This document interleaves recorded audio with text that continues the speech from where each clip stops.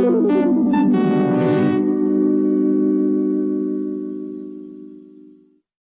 right along, footloose and fancy free. Getting there is half the fun. Come share it with me. Moving right along, We'll learn to share the load. we don't need a map to keep the show on the road. Hi, friends. Welcome to an Area 312 block party, and I'm one of your hosts, Kent, along with my co-host, Rex. Friends, today, regarding our block party, the theme is Dandy Ear Candy, and what we mean by that is we're choosing 3 songs. We're going from 3 to 1, plus a couple honorables. And guys, Dandy Ear Candy, it's just going to be 3 songs that from the moment we heard them, we were hooked. And friends, as you know, I mean, we're a bunch of old geriatrics up here who like to rock. And as Tim Ristow would say, Tim talks Christian rock. The thing is, guys, it could be any given day. We get up on a different side of the bed, and the 3 could be different. It could be the medications we're taking. That, hey, I want these songs today. So there's no right or wrong.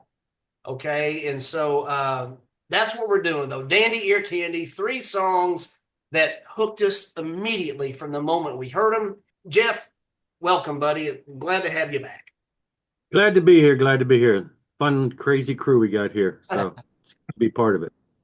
Friends, y'all know Jeff from MegaJeff's Rock Hard Vinyl. He's also with Heaven's Metal Online Magazine. He gave us the Pendragon back in the day. Jeff, you've been blessing us for years, and thank you so much for that, buddy. Thank you. Got one of probably the OG of Christian music journalism as far as, hard music, and that's Doug Van Pelt. Welcome back, Doug. Thanks. Glad to be here. It's a party.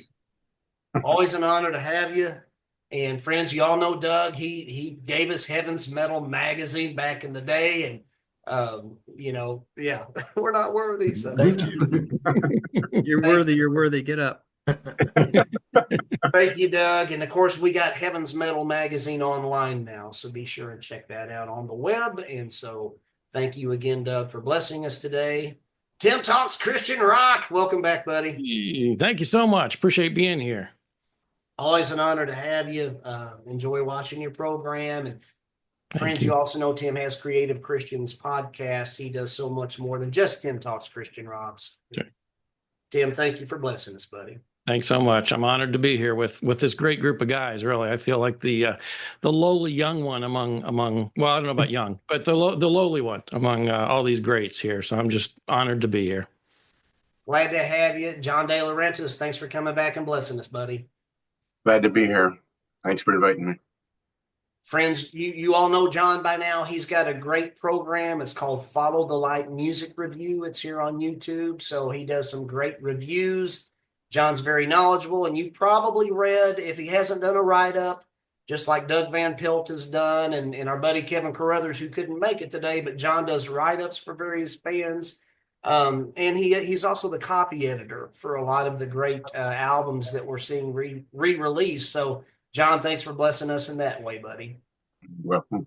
Thanks. One of our pals, Jeremy Brown from Torrential Riff. Welcome back, Jeremy. Yeah, glad to be here. Friends, y'all know Jeremy from Torrential Riff. He has a music channel here on YouTube, and he does not only album reviews, he's done interviews, and Jeremy's also rocking along with some mastering and some engineering. Michael Crewe, Soldier 777, piping in from Canada. How are you, buddy? Good. Great to be here with all you guys. It's great to have you. Always good to see you, Michael. Friends, y'all know Michael. He's here on YouTube as well. He has a Soldier 777 channel, and he does some great reviews, just like Jeremy's given us, just like Tim does, and John. All great review channels, so you can check out what's inside of the latest albums. And Jeff, you do the same. Rex and I are the slackers here. So, guys, let's talk about some Dandy Ear Candy. And Jeff, we're going to start with you. Just want to ask, and we'll go around the horn. Doug, you'll be after Jeff, and so on and so forth. Jeff, the moment you heard this song in your number 3 stack, What song was it? Tell us about it. What album was it from? Who was the artist? Well, this is hard because, I was like, I hope you don't want to put these in like 1, 2, 3 order, but there you are, 1, 2, 3 order. So I'm going to tell you my order. So Michael made this comment way back when this topic first came up. He said, how am I going to choose 3? There's like 50 of them.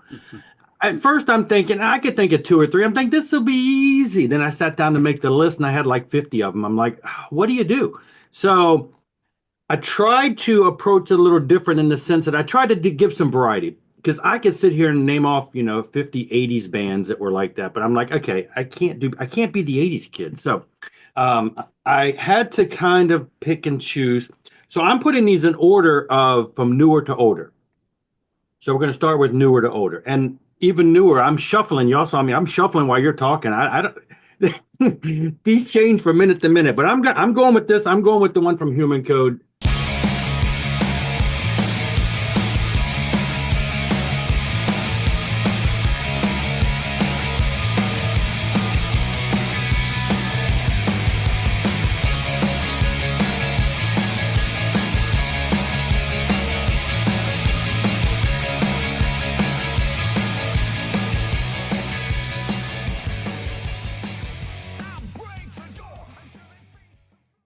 When Break the Silence hit, it was like I was going around, walking around, going, break the silence, it just stuck in my head. It was a great song that just, immediately caught me. So it was, just the rhythm, the pounding of it, the chorus, everything about it was captivating. And of course we know it's, amazing production, everything. So, the song, we saw the video first and it stuck with me, and so of course we're going to buy the album. But so that's kind of, I'm like, okay, and this is pretty new, it's, what is it, 2024 last year. So yeah, so that's going to be it for the newer music that caught my ear, one of the newer music that caught my ear. So Who could argue with that? Great release, and it's great to see, friends. And isn't it nice to see those artists that we grew up with that ministered to us, whether musically or message wise or both? It's great to see them still bringing it in full force. It's good stuff. for sure. Yeah, if you're not familiar with that band, which I'm sure everybody here is, but for the viewer who may not, for some reason, have been living under a rock and may not have heard about them, that is, you got Baron Cross and Recon Deliverance, you got all kinds of guys in there. Holy Soldiers, it's a super group, so you definitely have to check it out. Very cool. Thanks, Jeff. Doug, what you got, buddy? What's your number 3? Well, I went in chronological order too, but I just want to agree with Jeff that Human Code album was just so amazing. So many great tracks on it. And don't forget Worldview. Somebody's wearing a Worldview t-shirt here right there. Jeremy is. Yeah. Another one of George Ochoa's super bands. So I'm going in chronological order. And I'm not sure the first time I heard this song. I think it was when I was compiling one of the sampler CDs we used to do in HM Magazine. And we would go to various labels and bands and charge them a fee to be on the CD that went to HM subscribers only. It was an exclusive deal. You got it in the mail, and there's usually 15 tracks on there. And the first time I heard this, I was blown away. And it was funny because this particular artist, he put that same song on multiple HM Magazine hard music samplers. I think 2 or 3 of them. It was a repeat. And this is a song by a band from Minneapolis, Minnesota, I believe. A band called Balance of Power with Lance King on lead vocals. And the song is called Shelter Me.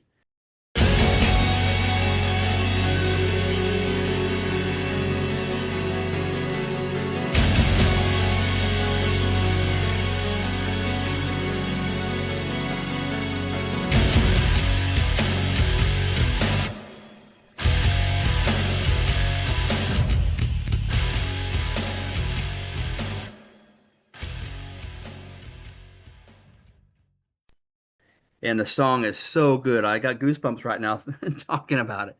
It's such a killer song. That was it for me. First time I heard it, I fell in love with that tune. Nice. What was the year, Doug? Can you remember from Balance of Power? I'm guessing that was about 2000 or 2001. sometime back then when the hard music sampler CDs were just rocking and rolling. That's You a know, great band. go ahead, Jeremy. I'd say that's a great band. Kind of progressive, kind of if you're in the Dream Theater ballpark, but maybe not as progressive. Yeah, But definitely not as, but yeah. amazing musicianship. Yeah. Especially the ones that Lance was on. He did a couple albums in there, and they're all like they are just perfection, pretty much. Yeah. And then after that, they've had different singers before and after that. But I mean, overall, great stuff. Yep. Ironically, it was Lance King with a different band called Defiance. The song was called Connection. And that's the song that got me back into Christian rock / metal circa, I think it came out around 2005, something like that. I heard it I think it was on the Fishing D program. Guys, when I say get back into it, meaning I just reverted when grunge hit. I just reverted back to the bands that aside from King's X, because they were my band when they hit, absolutely. Anyway, that different story. I went the King's X Galactic Cowboys Atomic Opera route instead of the grunge route. And I lost track of modern music and just listened to the old stuff that we listened to. But I heard Connection by Defiance that had Lance King on vocals. And I'm like, this is awesome. So very cool about Balance of Power and Lance King, Doug. Thank you for sharing. So got it written down. Tim Ristow, what's your number 3, buddy? All right. Well, I'm going to go in the order of, I guess maybe older to newer and more mellow to harder.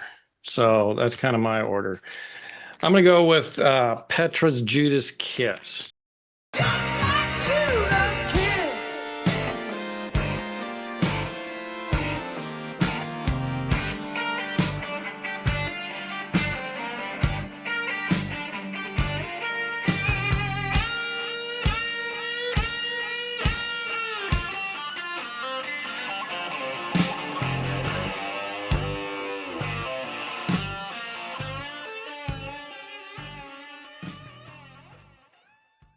Of course, just an all-time classic.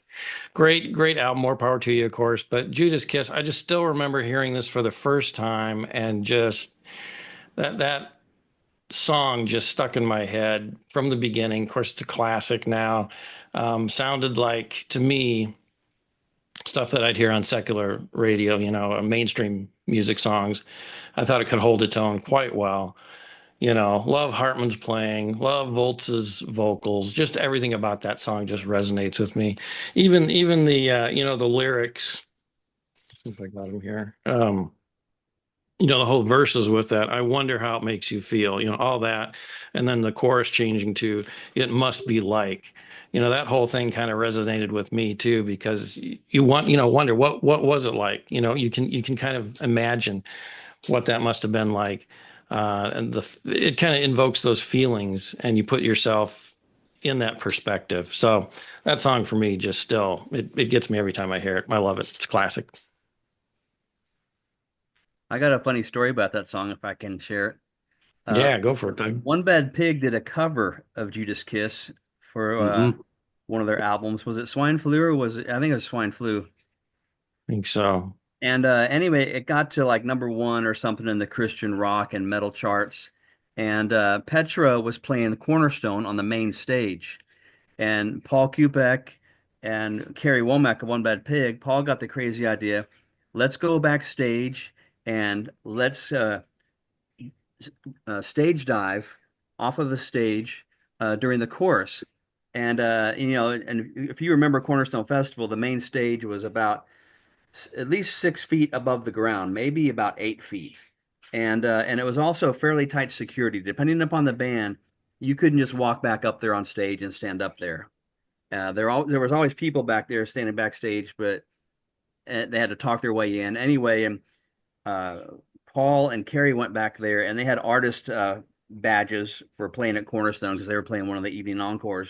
And they talked to the security guy. He was like, "No, you can't come back here. Close backstage." He goes, "But we covered their song and they asked us to come sing background vocals on it. And so we need to get up there now, and they sounded convincing enough. So they got lit up there and they stayed at the back. And when he got to the chorus of the song, Paul ran out there and he jumped and he spun around backwards and stage dove so the crowd would catch him. And this was a Petra crowd. This is not a crucified crowd or a crowd that's used to moshing, slam dancing, or stage diving. And so the crowd, these Petra fans, they parted the sea and they left the bare ground of hard, solid dirt in Bushnell, Illinois. And so Paul Kupek, from at least 6 foot up, landed flat on his back. And Kerry Womack ran up to the stage. And he didn't jump. And some guy ran up to him. Security says, "Why didn't you stop him?" He thought Kerry was another security guard. So Kerry got away with murder. But it's a miracle that Paul didn't get hurt by that. And I just can't forget that story. It's a great song, Judas Kiss. I think Petra did the better version, by the way. And my friends will kill me for saying that. That's awesome story. Love it. I guess Paul doing that kind of gives an additional meaning to swine flu, right? Flying through the air. That's awesome, Doug. Man, I wish I was there during those times. That's so awesome. John, what you got, buddy? What's your number 3? All right. Well, I'm probably not going to get out of the 80s. I have 70s and 80s choices. I mean, I love some of the newer stuff. The Human Code album, I think, was one of the best albums of 2024 for sure. And there's been a lot of great music, but these are songs that have been like with me all these years that I still get blown away every time I hear them. And so my number 3 would be it's Phil Keaggy's Time song off his Love Broke Through, which is like a tour de force song. I mean, it's even got like some progressive rock elements in it as well. And Phil Keaggy's like wailing on the guitar solo. So Phil Keaggy being my favorite guitar player. Well, he hasn't always been around,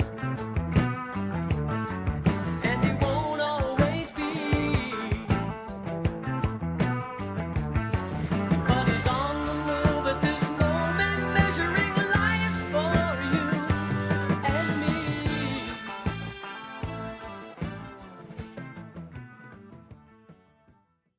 That song, every time I hear it, it blows me away. And just the whole message of it. His name is Time and he's coming to an end, and just like the perspective. But and then he does that incredible guitar solo, the keyboards in there. It blows me away. And I'm amazed that Phil Keaggy is still going strong at 75. I don't know if you guys heard about Cosmic Cathedral coming out, but that's like the super group that's coming. I ordered that last week. Yep. Yeah. So, I mean, and that's like incredible. Neil Morris on there, and Chester Thompson, who played with Genesis as the drummer. And they can't remember who the 4th guy is. There's another guy in there that I'm forgetting, but like super group.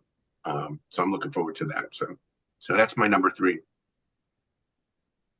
Rex, do you have any comment about that? Because I know how much of a Phil fan you are. Well, yeah, that's a good word. Yeah, John, and I'm not sure if you're aware of this, but he is going to be releasing this time through as a special deluxe edition in the spring here sometime, just like he did with his What a Day album last year. So I don't know exactly when that's coming out, but I know there's going to be a lot of extra stuff. I mean, the other one was 3-disc. So I know I worked on that one. The What a Day one. Oh, did you? Okay. So I talked a lot on that one. Oh, okay. Yeah. So yeah. I'm really looking forward to that. And yes, I'm looking forward to that release in April with that'd be great. Phil and all those guys. That is spectacular. I cannot wait for that. So well, it's amazing. I subscribe to his Bandcamp channel. I do too. Yeah, $10 a month, and he's got like 300 or so live concerts on there, all kinds of stuff. And it's amazing. You would not believe what my iTunes library looks like just with Phil Keaggy now. But it, like you said, that is a very inexpensive way to get, and most of those concerts are very good quality. So yeah, if anyone's into Phil Keaggy, please check out his Bandcamp. You will not be disappointed. I think, Doug, you were showing the live version of it that's on that. Yeah, it's a killer. That's like great. 11 or 12 minute version of that song. Yeah, I have that version too. That's fantastic. Yeah, Yeah. that album. Downtown Jeremy Brown from Torrential Riff. What you got, buddy? What's your number 3? All right, my number 3 is from a genre that not many people talk about. This came out in the early 90s. And also, this release came out in 92, then it got reissued under a different band name in 94. So the band and the song is Brainchild, Regressor Aggressive Mix.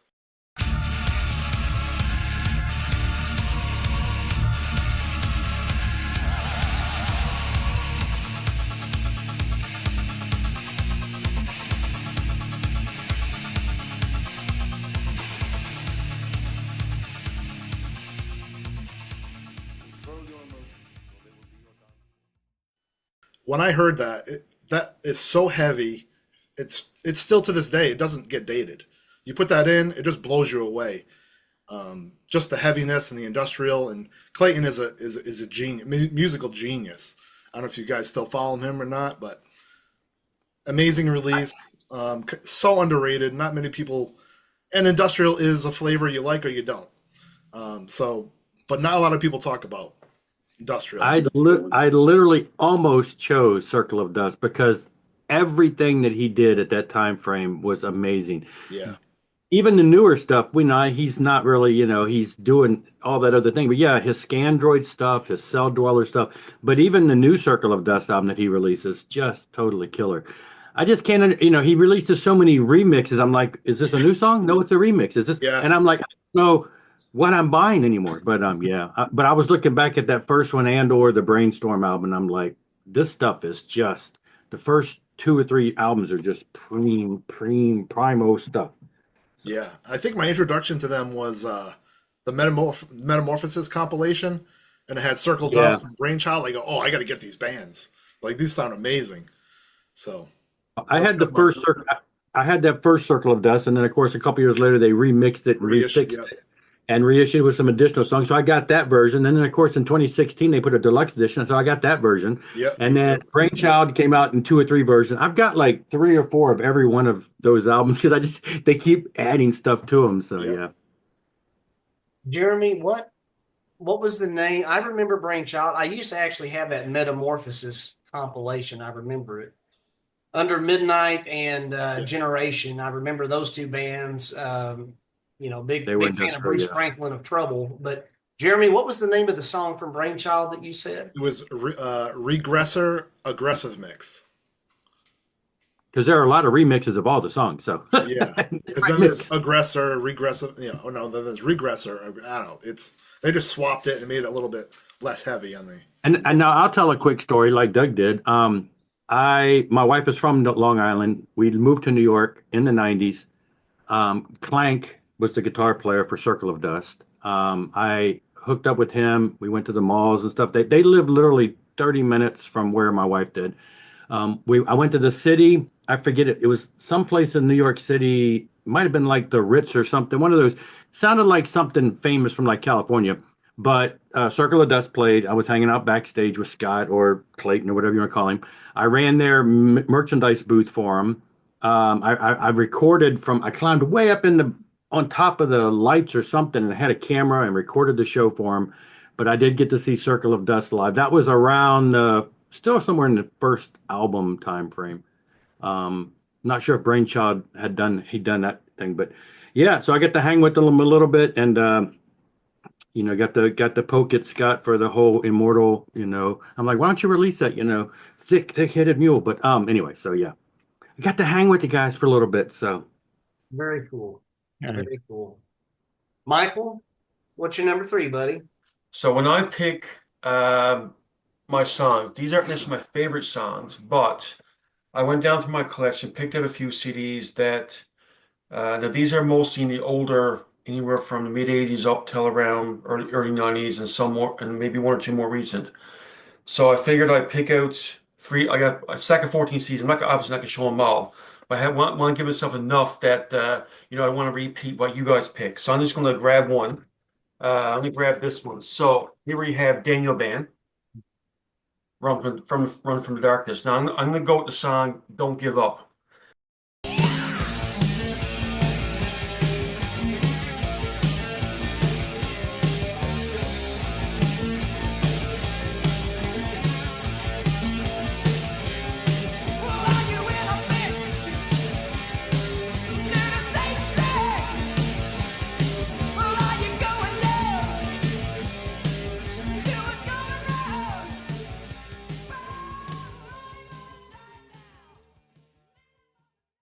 that opening riff with the thunderous drum sound.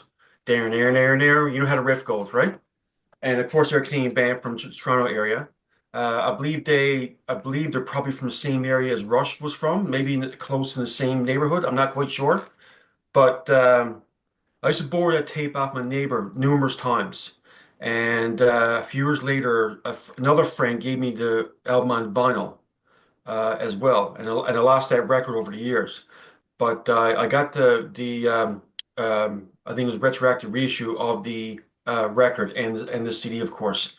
And this whole album is just awesome. And but that song "Don't Give Up." As soon as I heard that opening riff, and of course with the rhythm guitar and Tony Rossi, and I'm blanking on the other guitar player now. Bill Anyway, Finlay. yeah, Finley, right? The rhythm guitar and the heavy riffing. Man, what an album! Of course, this being it was probably written around '83. Of course, this album came out in '84. This is in the very early days of Christian hard rock and metal, in very, not quite the infant period, but in the early days. And not many bands or artists was this heavy, but that was one band. Of course, Damn Band's not traditionally a heavy metal band. They're mostly hard rock, but they have the occasional song that you can say, yes, that's a heavy metal song. Well, this is one of them. And much of the music kind of reminds me of Helix, Rush, Triumph. Got that April 1, got that Canadian heartland hard rock metal vibe to it, if you know what I mean. So anyway, I'm gonna go with Damn Band, Don't Give Up. Excellent choice. And back in the day, they were on the Heavens Metal compilation back in the day. I distinctly remember. And speaking of heavy though, guys, hold on just a second. Let's take a pause real quick. I'm thinking I'm hearing the doorbell. Let somebody else in. Let me see who it could be here. Speaking of heavy. Oh, come on. Speaking of heavy, I'm hearing the doorbell. Hello, Jimmy. Jimmy. hey, how's everybody going? I literally almost put I almost had the first Deliverance in my selection, so that would have been uncanny. There we go. There we are. There we go. What's going on, brothers? What up, brother? I was just listening. I don't have it in my list, but I can say is I was just listening to Weapons of Our Warfare in my car today.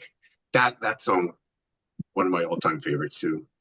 I was going to pull the first album is what stands out to me. Songs like from the first album, that to me is I love that album too. The thing is, and now, Jimmy. Yeah, we made it all the way to Michael Crewe down here in the striper shirt, and you popped in just in time because we're going to be up to your number 3, Jimmy, on what you chose. But see, everybody's going to say, "Oh, I had Deliverance in mind." But I was going to say, don't bring up the big D if it's not really on your list. it was going to be. It's all good. I definitely have no vanities there. I could care less.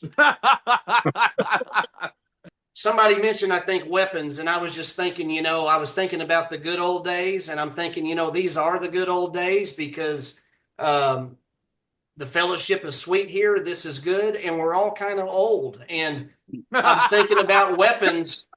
I know Deliverance is up for Jimmy, we've kind of talked, and Deliverance might be working toward a new album. And I was thinking, at this stage of the game, we're still rocking, but Weapons of Our Warfarin. Y'all know what warfarin is? Warfarin? That's a Weapons of medication. Our Warfarin. It's a blood thinner to prevent warfarin's strokes. a blood thinner. Yeah. To prevent stroke. So That'll be that. He should reissue that with that on the title. We're getting older. That's actually not a bad idea because since Weapons has been reproduced like 20,000 times already, that really wouldn't be a bad idea to do out the Warfarin edition. Hey, a classic is a classic. But Jimmy, seriously, thank you so much for joining us for I'm glad. Ear Candy Block Party. And as you know, because we spoke ahead of time, we're going from our number 3 and then individually around the horn to our number 1. And brother, we're up to you, Jimmy. As far as the realm of Christian rock and metal, we'll call it Christian rock and metal. You know what I mean? What would your number 3 pick be, Jimmy, on something that the moment you heard a song, it hooked you from the get-go? Whew. I'm probably going to my number 3, so not number 1. It would Right, be your number 3 choice on any given day. I know it can change, but Okay. Well, no, I'm gonna say for sure the song "Autograph" off the Colors album by the Resurrection Band. Wow.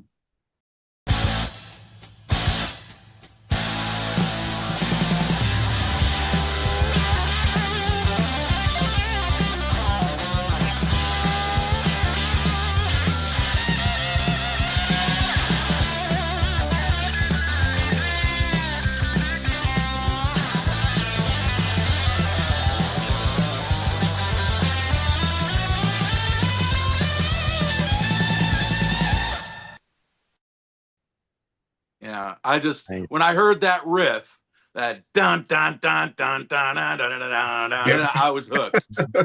I was hooked. I was like, that is so bad. I just loved it.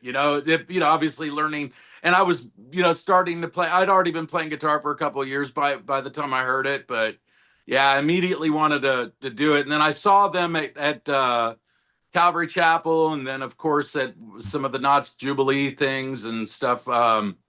And I met Glenn, and man, super. Him and Wendy just they sold me. They were just so genuine and such good people. And Glenn played a Gibson Les Paul, which made me happy. So very cool. yeah, Classic that's my band. number 3.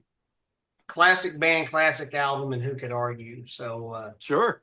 yeah, that's awesome. That's awesome. Thank you, Jimmy. Thanks for joining us. And we're just going to keep rocking and rolling because we still got to get to number 1 and then some honorables. Rex, what's your number 3, buddy? Well, and this one, it just brings back a lot of memories to me too. But and Michael had already mentioned the album, but it's a different song, but it's the title track from Daniel Band, Run from the Darkness.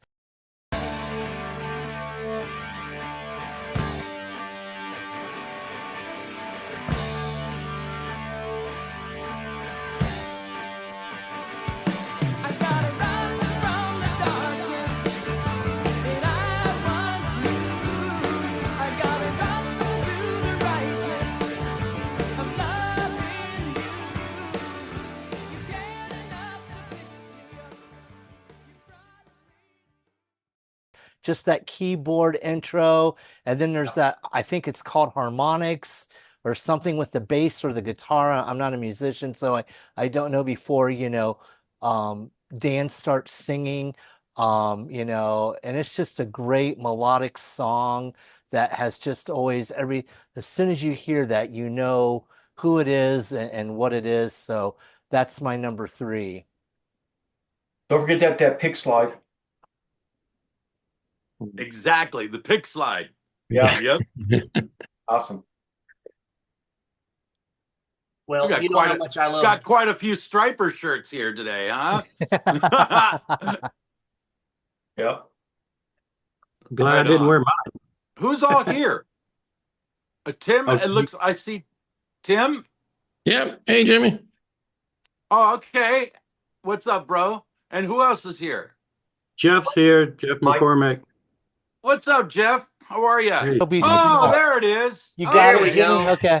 Now I see everybody. Okay. Oh, and Dougie's here. Rock Hey, on. Doug.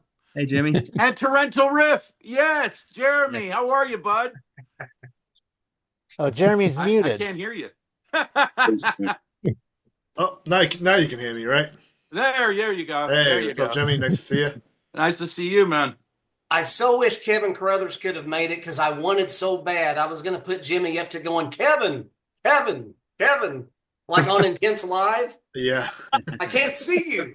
You know. Oh, yeah. I can't see you. Yeah, if you guys really knew the backstory behind that, you guys wouldn't be quoting it too much. So. At this juncture, Jimmy, really quick, tell friends where they can go to your Patreon at to help support. Oh, patreon.com/JPBII. And let me just say, as a Patreon, of Jimmy's. It is awesome. Jimmy keeps you up to date. He tells it like it is on his thoughts. It's New awesome songs to all the time. interact. So I highly recommend joining Jimmy's Patreon. You will enjoy it. If you like private podcasts that are only for patrons and I really let them all have it, yeah, that's the one. So I apologize, Rexy, and anybody else who's a patron. No apology necessary. I appreciate your honesty, and I'm dead serious. That's how it should be, my friend. Oh, there you go. There you go. Well, guys, if I can be honest, I just need to give my number 3 here. So, guys, What is it?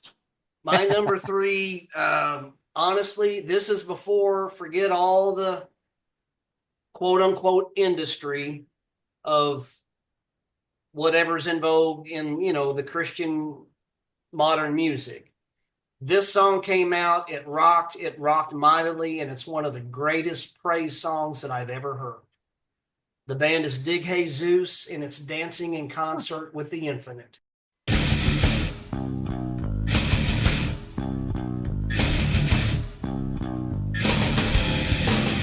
Up on a mountain, skilled by the praises we sing,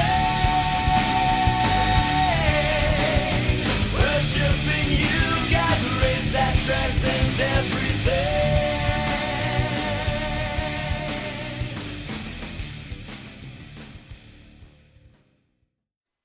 It came out in 1993. Oh, yeah. Before the modern. It's just awesome. It rocked my socks off. Great delivery, great music. So Dig Jesus, Dancing in Concert with the Infinite is my number 3. When did that come out again? 1993. Oh, okay. We toured with Dig Jesus. So yeah, that's and it was in '93. It was our Learn tour. So yeah, that makes sense. Yeah, that's because I remember discovering them off of that tour. It was cool. That's awesome. And I don't know if they have anything else out, but that one CD is the only one I've got, and it's great from start to finish. So yeah, it is weird. I mean, at the time, that was the closest thing to alternative music I was even listening to. Hated that stuff, but it was great. They from Kansas City. I think they were from Kansas City, if I'm not mistaken. Okay. Jeff, you're number 2, buddy. What you got? All right, let's see. Well, let's see. How did this get in here? Hold on, that's not there. Oh my gosh, get that out of here. Lust control. All right, so as I said before, I'm going from old to newer to older. And in this case, I wanted to do a little diversity too. That's one of the reasons I was going to go Deliverance, because I wanted to not just do a bunch of glam or commercial. I thought, well, let's do something more extreme. I had Demon Hunter on my list at one point, but I went with this just because I wanted to be out of being in sync with everybody, because most people hate this album. I think it's their best, and you can kill me later. Release the Panic by Red.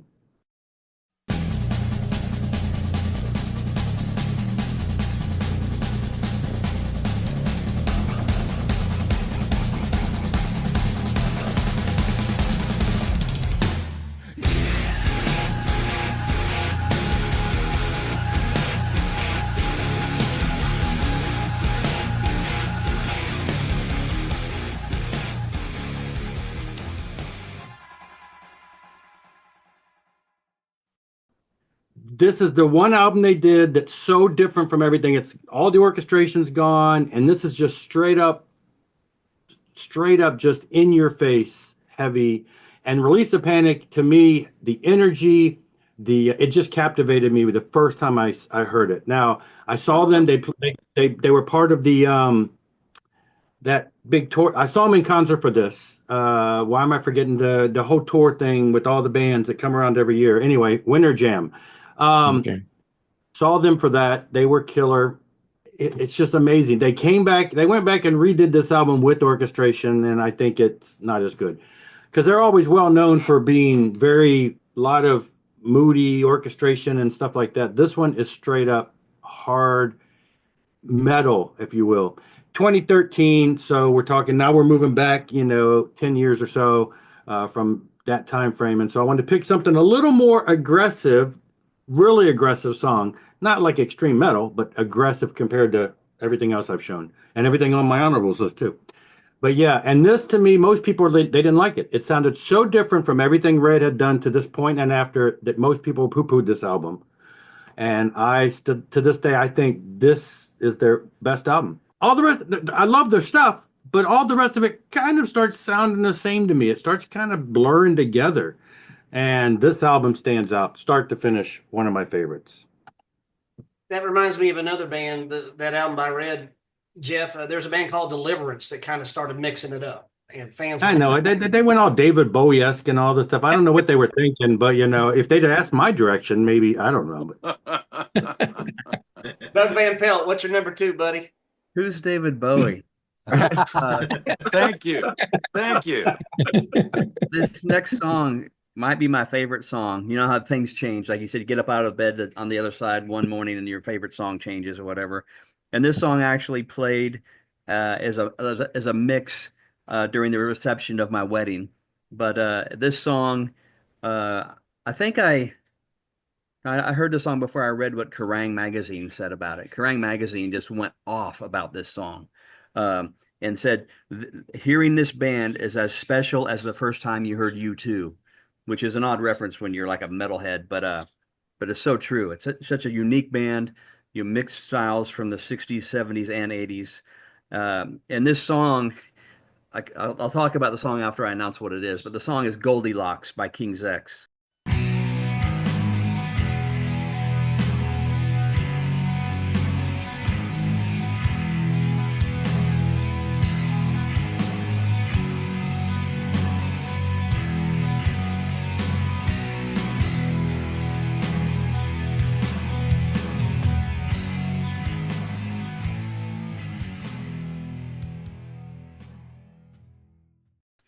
Such a fabulous, beautiful song. First time I heard it, I was like, Yes. whoa.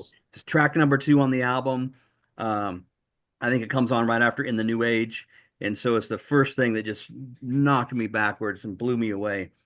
What's funny is when you see King's X live, and I've seen them probably, I don't know, many dozens of times. I don't count how many times I've seen some bands, but King's X a ton of times. But now when they get to this song in the concert on the set list, Ty Tabor and Doug Pinnick, they take their microphone stands and they turn the mics 180 degrees so they're facing the audience, and they play the song instrumentally, and they let the crowd sing along. And the crowd doesn't just sing the chorus, they're singing every verse, getting it right from beginning to end, the entire song. And it's such a magical moment. It really is a feel-good moment. But I've seen this magic moment way too many times now.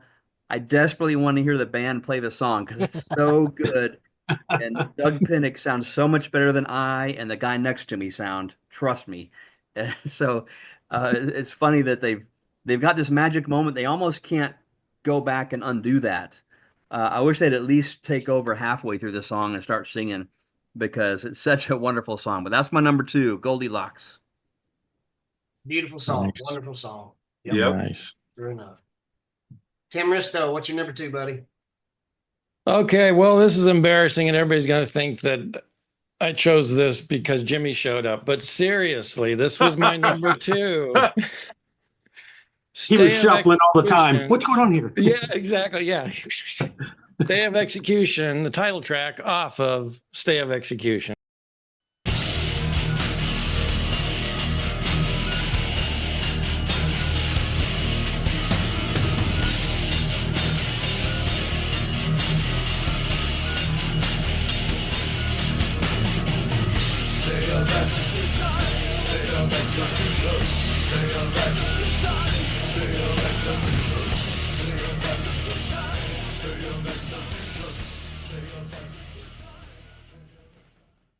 I just love the start to this album. Everything about that song, just the speed, the heaviness. It's like this great mix, Jimmy, from your first several Deliverance's first several albums, and then where you guys were headed after that. But this is kind of this is like the intertestamental period for Deliverance, I would say, between those first several and then where you guys were headed. But that song, Stay of Execution, plus the the lyrics, Knowing his word will make me strong for the tormenting of my flesh. Stay of execution. I love it. This song just speaks to me every time. It's fast, it's hard, it's melodic, and yet it's also got, some of that thrash element to it. So love it. One of my favorites of Deliverance, and certainly one of my favorites of yours, Jimmy. Oh, thank you. That's an honor. It's an honor. That's one of my favorite albums. Yeah, I love it. Very, very transitional for us because, is when we started working with Terry Taylor and right. And it's funny. I just did a podcast last week, and they asked, why everything. But what people didn't realize is when we got signed in '89, or we got signed in '88, and they strung us along for a year. And what it was is the label was broke. Caesar Kalinowski was broke, and he ended up selling the label to Frontline Records. And so but what they wanted us, I'd already written probably 3 songs from the Stay of Execution album already. I was ready to start recording that stuff. And they were like, yeah, we signed you based on what you guys do live. So so we had to do that. And then Weapons came along, and we did that. And then What a Joke was what it was. And so by the time Stay came, and I'd already been begging Terry Taylor to produce me since '91. And yeah, poor Terry. Yeah, I badgered him because he kept refusing me. And especially my solo stuff. He said it was warmed over, terrible Bowie music. He was just so honest, But yeah, when he finally took on Deliverance, I was very, very happy and stoked, But it was something different. But thank you. That's an extreme honor. Thanks Love for that sharing album. that, Jimmy. That's really cool. Yeah, that's cool, Jimmy. Love that album, Tim. That's probably one of my favorite Deliverance albums because it's the perfect blend between what was to come and what was. In fact, we could say from once was. Love that song. Words to the. So many hooks on that album, Jimmy. Great album. Yes. Yeah. I always number 2. I remember some obscure magazine having right real big in the middle of the review of that album. It just said "Free James Brown, Free James Brown." And do you remember that, Doug? It's odd. Doug had done the review in HM. It was one of the longest reviews I'd ever seen in print that you did. And but that right in the middle, it just said that "Free James Brown, Free James Brown." I started laughing. Never forgot that.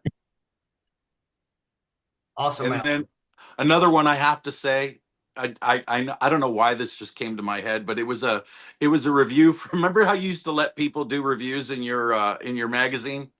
And there was one for who was the band No Surfing in Hell? What were they called? Torn Flesh? Torn Flesh. Yeah.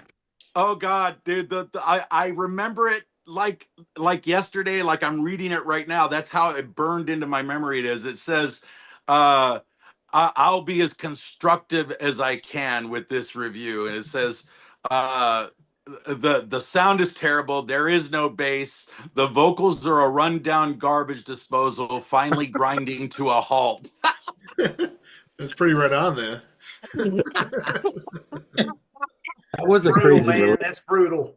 Oh, if you heard it, you would think it's accurate. No, I've heard it. Yeah. John DeLaurentis, what's your number 2, partner?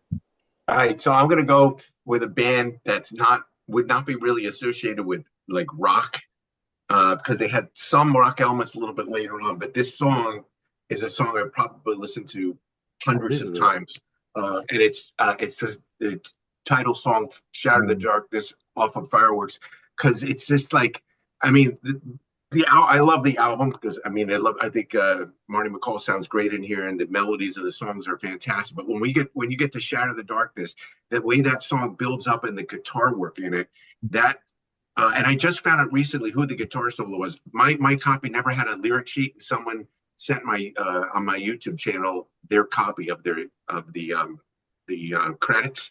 So I found out that this studio musician by the name of Mark Christian is the one who does the guitar work on that song. So that guitar solo is one of my all-time favorite guitar solos of all time. I never get tired. It just, the whole song, it's kind of one of those songs that kind of builds up and builds up, and it has like this like a wah-wah. It has like almost like a talk box part to the guitar, mimicking the lyrics that are being sung. But then it goes into this sprawling, epic guitar solo, which every time I hear it, I get goosebumps. It's just incredible. And just the song, I mean, and the song in general, the lyrics and everything, shatter the darkness, shatter the gates of hell, is fantastic too. And this album came after their debut album was like adult contemporary, like Second Chapter Back. So they started adding more rock elements, and Marty McCall was the only vocalist at this point, because the singer in the first album, girl singers were gone at that point. But that song still blows me away every time I hear it. And like I've said, I've heard it hundreds of times, and that guitar solo blows me away. And the song in general blows me away every time I hear it. But the guitar solo and how it builds up is just incredible. So.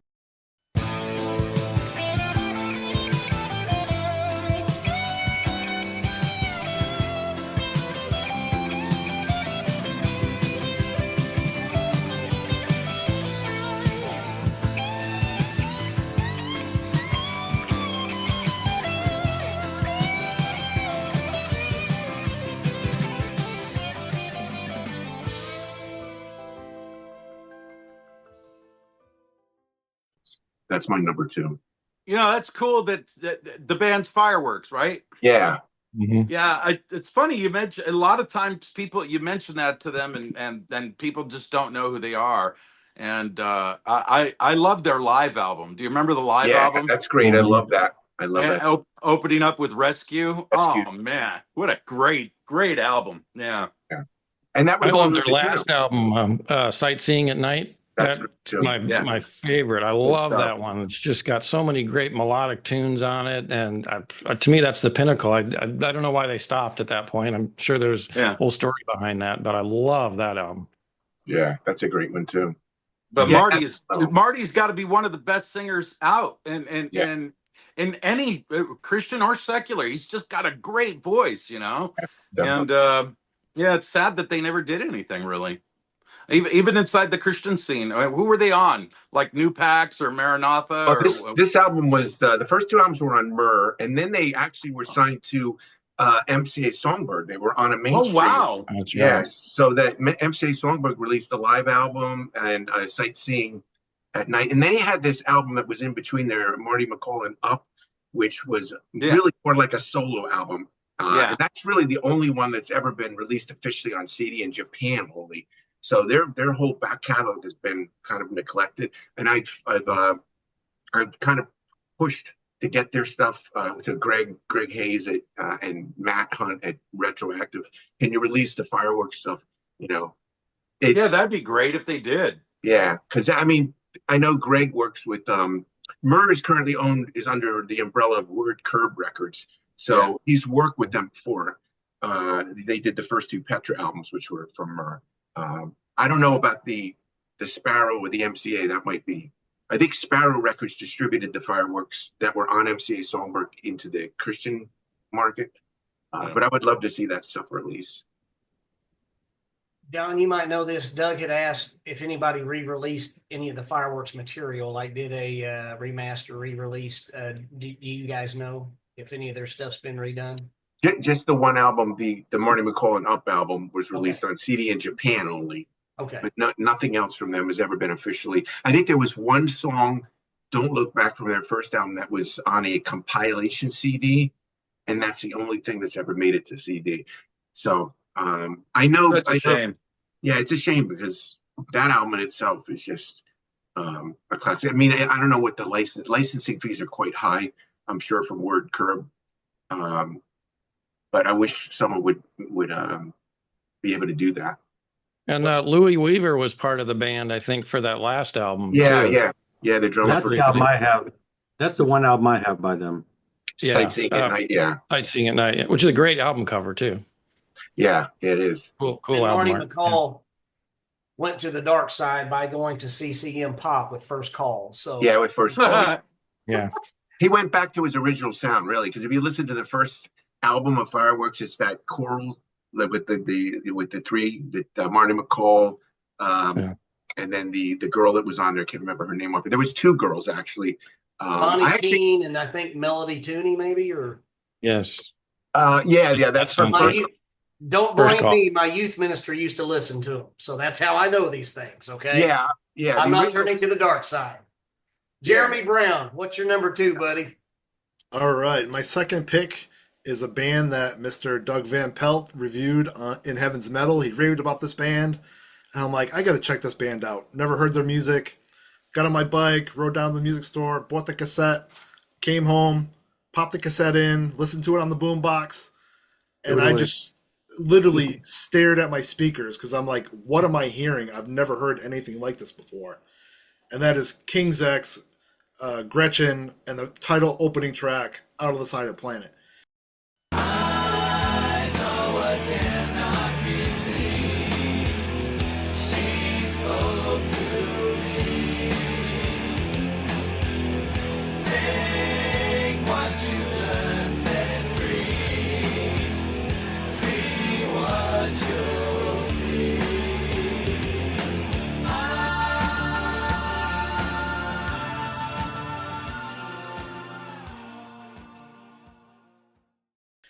And to this day, and Doug, I want to thank you for introducing me to King's X because I became a huge fan.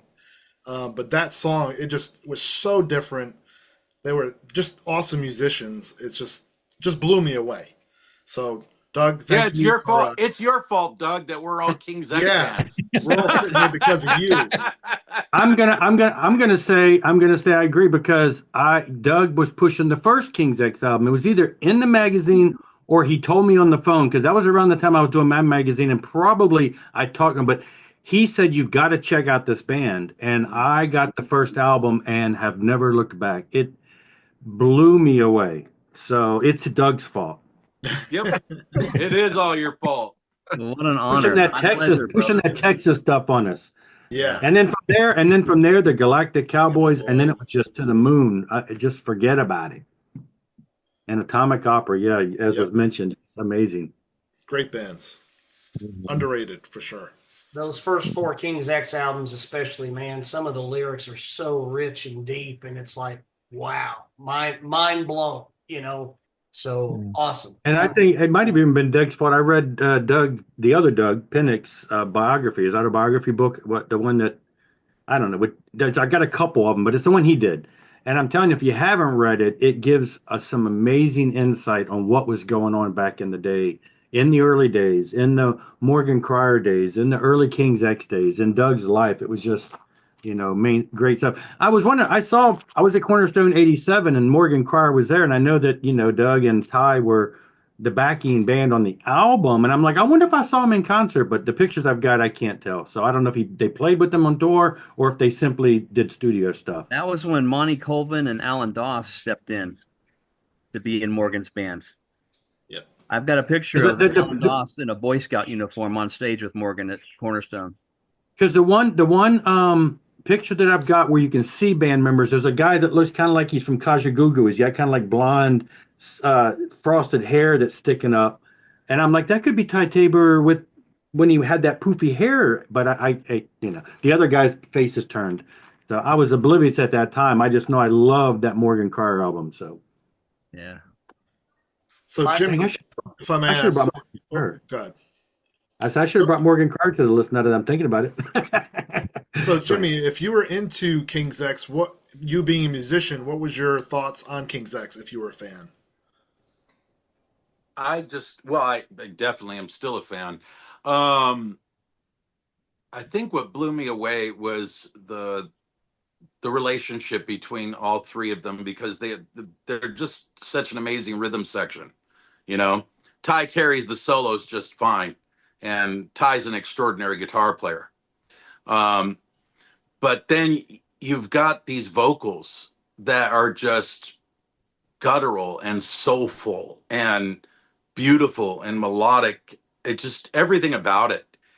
And my favorite record, I mean, it's hard to pinpoint, but the one that kind of encapsulates their entire total sound is the self-titled, just King's X, with Lost in Germany and You know, that Good I job, think yeah. there's just something that when you start it, you don't want to interrupt it. And it's just such an amazing album. But the thing is, you hear them and you know it's King's X. And that's when you've got something really, really special. You know, nothing worse than putting on somebody and saying, yeah, I wonder who that is, or it's this band or it's that band. You know, it's nice when you become identifiable real quick. And I think by the time they hit that record, they were so ridiculously identifiable as King's X. I mean, for those of us in the know, yeah, we were saying that with Gretchen and from early on, right? But we knew who they were. But I'm talking like just the average listener on the radio. Um, there was like no mistaking them by that time, you know. So sorry, I'm super long-winded with my answers. So Wow, that's cool to hear your. All We're right. so glad you're here, Jimmy. Thank you We'll for take blessing it. us, buddy. Michael Crewe, what's your number 2?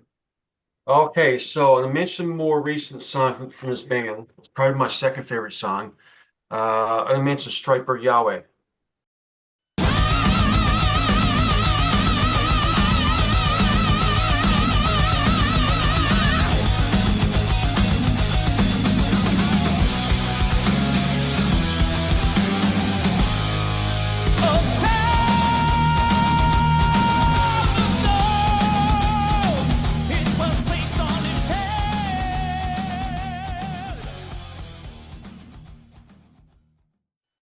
I'm thinking this might be their most, of course, my favorite song is Striper, Soldier Under Command. And most of my albums, other albums I mentioned from the 80s and early 90s. As you may know, of course, because in the internet age, when someone puts an album out, they release a couple songs, not too far off on the radio back in the day, but on YouTube, you can, okay, this band's coming with a new album, let's hear the song. So even though there's no video for the song, Yahweh, it's probably their most, if my memory serves me correct, the most progressive song and one of their longest song, Yahweh. But like I said, but of course with that gang vocals that kick off the song and the guitars, everything kicks in.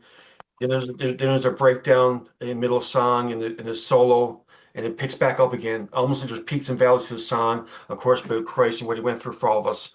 The moment I heard it, I was hooked. You know, with the valleys, peaks and valleys of the song and how it progresses and ends off the album. And two, what's unique about this is that usually with a longer song, a progressive song, usually band saves that towards the end or the middle of the album.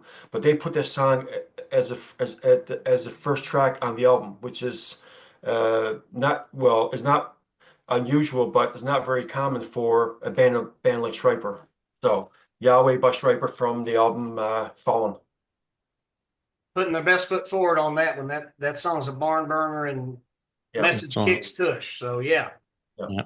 Good choice. Good choice. Jimmy P. Brown the second. What's your number 2? you know, I've been sitting here like going, you know, I can't sit and scroll on my phone for all the music I listen to. But you know, I'm gonna have to go with for my number 2, Starflyer 59. So, and probably the song off of their first record, The Zenith.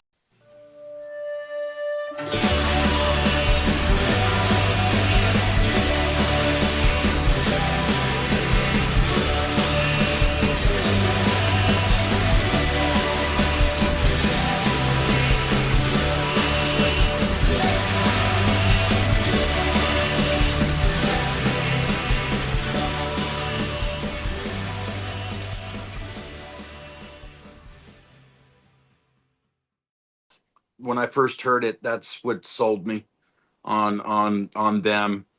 And well, if we want to say them, it's really just like one or two guys, but just that shoegaze thing is just so mesmerizing to me. I grew up listening to Cocteau Twins and The Cure, and so that kind of real dreamy, tons of reverb, over affected guitars, you know, I love that. And The Cure. what are you showing, Doug? I can't see. The Cure. Oh, there you go, baby. Robert. The male version of Susie Sue. There you go. Yeah. I can't unsee that now, Jimmy. Well, he stole his whole look from Susie because he was a banshee for a while, and then he split off and started the Cure. And then, because if you remember the first few years of the Cure, he looked pretty normal, and then all of a sudden he went with the full-on goth look, and so Gotcha. he's still amazing. Think about it. Nobody sounds like Robert Smith. Nobody. So the Zenith from Starflyer 59. Yes, sir. Okay. Got you down. Rex, what's your number 2, buddy? Well, this album came out of the gate, their debut album, and the whole thing is a 10, if you ask me. But it's Holy Soldier and See No Evil.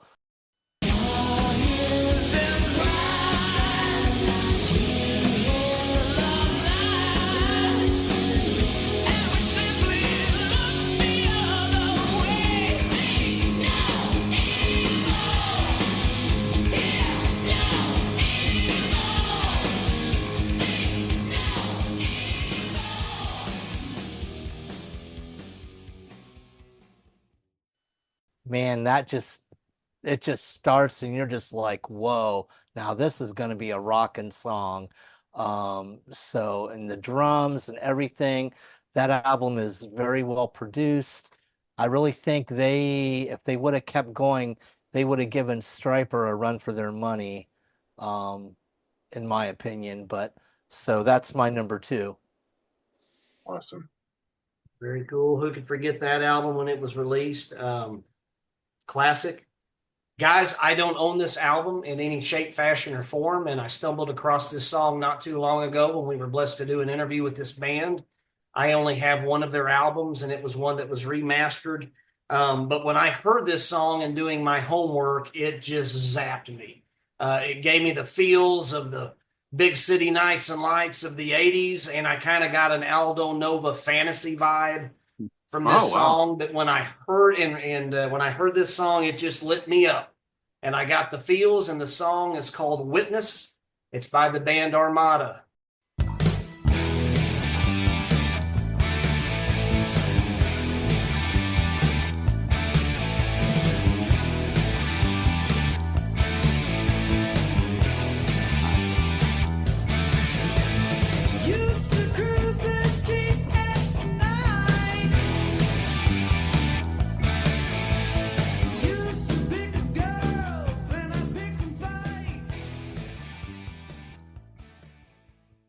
Rick Ledesma sang the song. I've been jonesing to try to get a hold of a copy, either from their anthology or from their All for One album, which it was from. I think it might have been initially a cassette only, but the song is Witness by Armada, and I absolutely love that song. So I'm jonesing for a copy of that. So anyway, that's my number 2. And Jeff, we're back to you for our number 1. Funny you mentioned Armada, because I was looking heavily at their releases to consider for this, because I loved the Frontline album, which we know has been reissued. The Black and White album has not. I do have a copy digitally of All for One. I think it was Ed, one of the main guys behind the label and involved with the band and or Exalt, that, and I think whoever it was is one of I think the guy passed away since then, the one guy. But yeah, he sent me CD copies of all the Frontline material. They were called Eternity before they were called Frontline. He sent me an Eternity CD. And they were all homemade with like photo covers, just CDRs. Was it John Hill? It was one of those guys. I'm thinking it was the guy that I can't remember. One of those, him or Ed or somebody who was involved in the label. and I had never heard the All for One album, and it had that, and then Spring Arbor, Live at Spring Arbor. There's an album, anyway. So I have all of those. So yeah, great stuff. That's so cool. That's cool that you got that though. That they're all on CDRs. Yeah, he copied them all on CDRs because they did, and he sent me the Exalt Dark War expanded edition that has songs that are not even on that reissue that we got from what was it, retroactive or whatever. There's songs that are not on that. It's like 2 CDs worth of Exalt material that were amazing. So he was involved in both. So That's cool. And it's funny, Jimmy mentioned Starflyer. I back in those days, I used to get the CDs because of the magazine in the mail, and at that point, I got Starflyer 59, and that one only first CD is the only one I've ever heard. Now you're making me jonesing to go back and listen because I remember liking that album as well as an album that I got at the same time. Was it Leader Dogs of the Blind or something? Yeah. There were a couple of those alternate bands that were coming out, and those couple first CDs I really enjoyed. Now I don't that's been so many years ago I don't have them anymore. But now you mentioned I'm gonna have to go track down some of that stuff. Yeah. But anyway, getting to number 1, we got Deliverance. No, wait a minute. No, we got this Deliverance. No, wait a minute. This Deliverance album. No, wait a minute. This Deliverance album. Or is it this Deliverance? Or is it this version of this Deliverance? Or it must be this Deliverance anyway. Yes, that's a great one. Yeah. They were on my list. See, they were on my list. They're all here. Look at them. They're all here. Sneakily snuck into me from my daughter's help. Anyway. So we're moving into, now I'm going back. I did mine back in time, and now I have to go to the 80s or early 90s, whatever you want to call that era of anthemic hair, makeup, spandex, all the kind of stuff that Jimmy used to do back in the day before he went hardcore. And I have quite a few to choose from because, again, I was kind of prepared in case somebody else stole one of mine or whatever. So I don't know which one to show. I have one that immediately came to mind when this topic came up, but I'm thinking I'm going to shy away from that and go with Rage of Angels.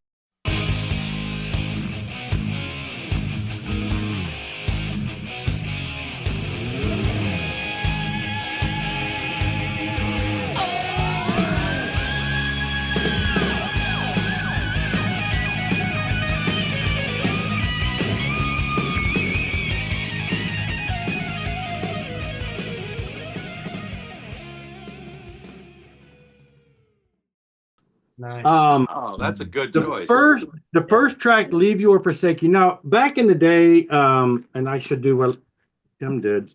Take it out of the cover. There you go. I'm pretty sure I discovered these guys through Doug and through the magazine. They were called Ransom in the day, had demos back in the day. Knew that when I heard them that I was going to like them. But the demos and everything that we heard were copies of a copies of a copies, and they were blah, blah, blah. So this album came out, and it was all just produced well, pristine, and still, I know the whole story behind the band and how they went on to be Steelheart or whatever. The band went on to do other things, but this album, to me and to most of us, I think I hear it brought up all the time, is probably one of the best albums of the era. It's from start to finish, anthemic. It's got some of the most, in my opinion, as a drummer, some of the most amazing drumming. It is just straight up 80s metal.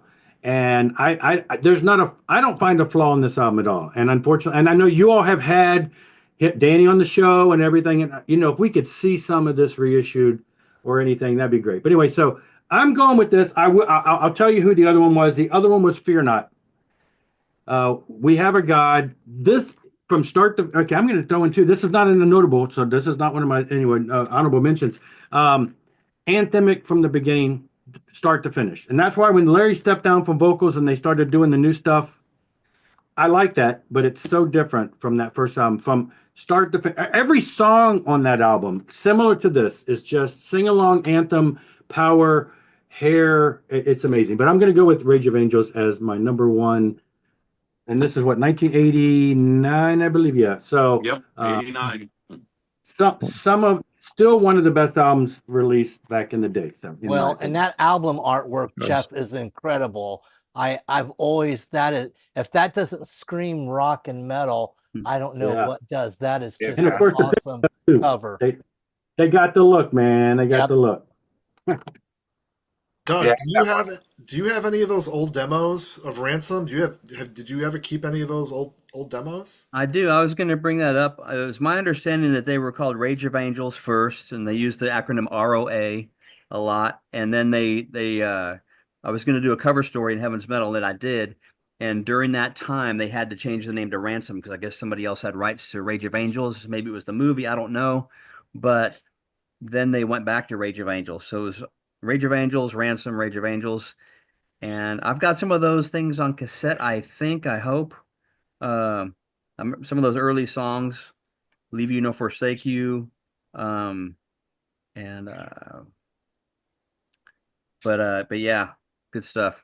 Because Great choice, I Jeff. remember Danny talking about a ballad that got lost or something, and I don't know if anybody has that. I have a demo item. I just a C, like a TDK copy that I copied a bunch of demos on in a day, and I've got a Rage of Angels demo. It had like 3 or 4 songs. Most of all were on the first album. I don't think I have any songs that didn't make it to the first album. Of all the demos I've heard, they tended to be early versions of songs from the album. So, and they Wow, were great. Jeff, just to hear that acronym TDK, boy, that just like took me back 40 years, man. Or how about Sertron? Sertron, how about those kind of cassettes? Those are yeah. Remember I was, those? these are the cheapy Radio Shack type things, but I pulled this out because I thought Kevin was going to be here. This is actually one of Kevin's white metal shows. That's his handwriting from you can't see it. From that's 40 awesome.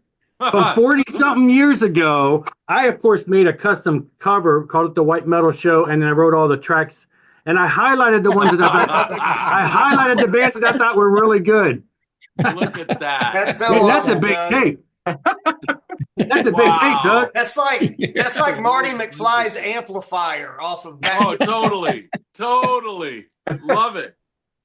Doug, what's your number 2, buddy? I mean, your number 1. My number 1 is goes back and forth as being one of my favorite songs. The first time I heard it, I heard it live, and I was in Orange County, California, the summer of '84, and I worked at the Olympics that summer, and I was also selling advertisements for a college coupons in an envelope that every college student would get at Cal State Fullerton. And I remember going to see Stryper at Radio City Music Hall in Anaheim, California.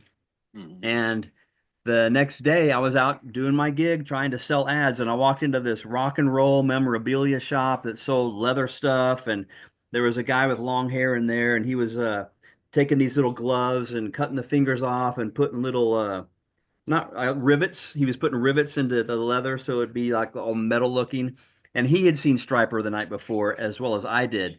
And before a band has an album out and you can actually remember a song title, that's a big deal. That's Yes, kind of rare that you can remember a song title after hearing it once. And he goes, yeah, that ballad First Love was so awesome. And it's like, that struck me.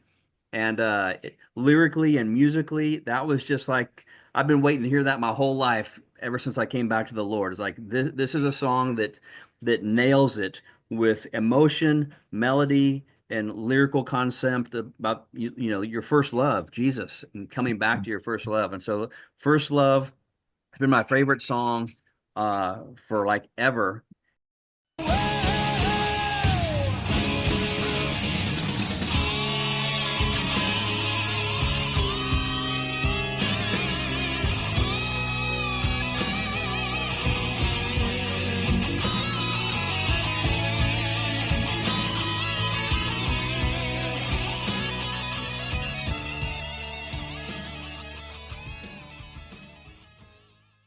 The thing that got me into the CD era back in the late 80s when CD players were still pretty expensive. It was about $250 for the lower end ones. And we got a CD of Soldiers Under Command, and I played it with headphones, and I heard an acoustic guitar track. We're talking my favorite song in the whole world, and I'd never heard an acoustic guitar in it. But because the CD had such incredible sonics, I could hear this acoustic guitar track. Yeah. So that I had to go buy a CD player that week when I discovered that. But that's my number 1. When I did this list, I just wrote down the first 3 songs that came to mind that were immediate. They grabbed me. They were the hooked first kind of listen on the first listen thing. I don't know if and it's funny that a couple of these songs are my favorite songs of all time, but I just they were the first ones that came to mind as something that just hit me and blew me out of the water the first time I heard it. First Love by Stryper. Good choice. Yep. Nice.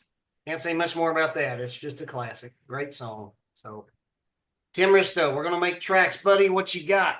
All right. So mine's a very, very recent one, and probably partly because of C.G. Reich's influence, of course, but Iron Wrath.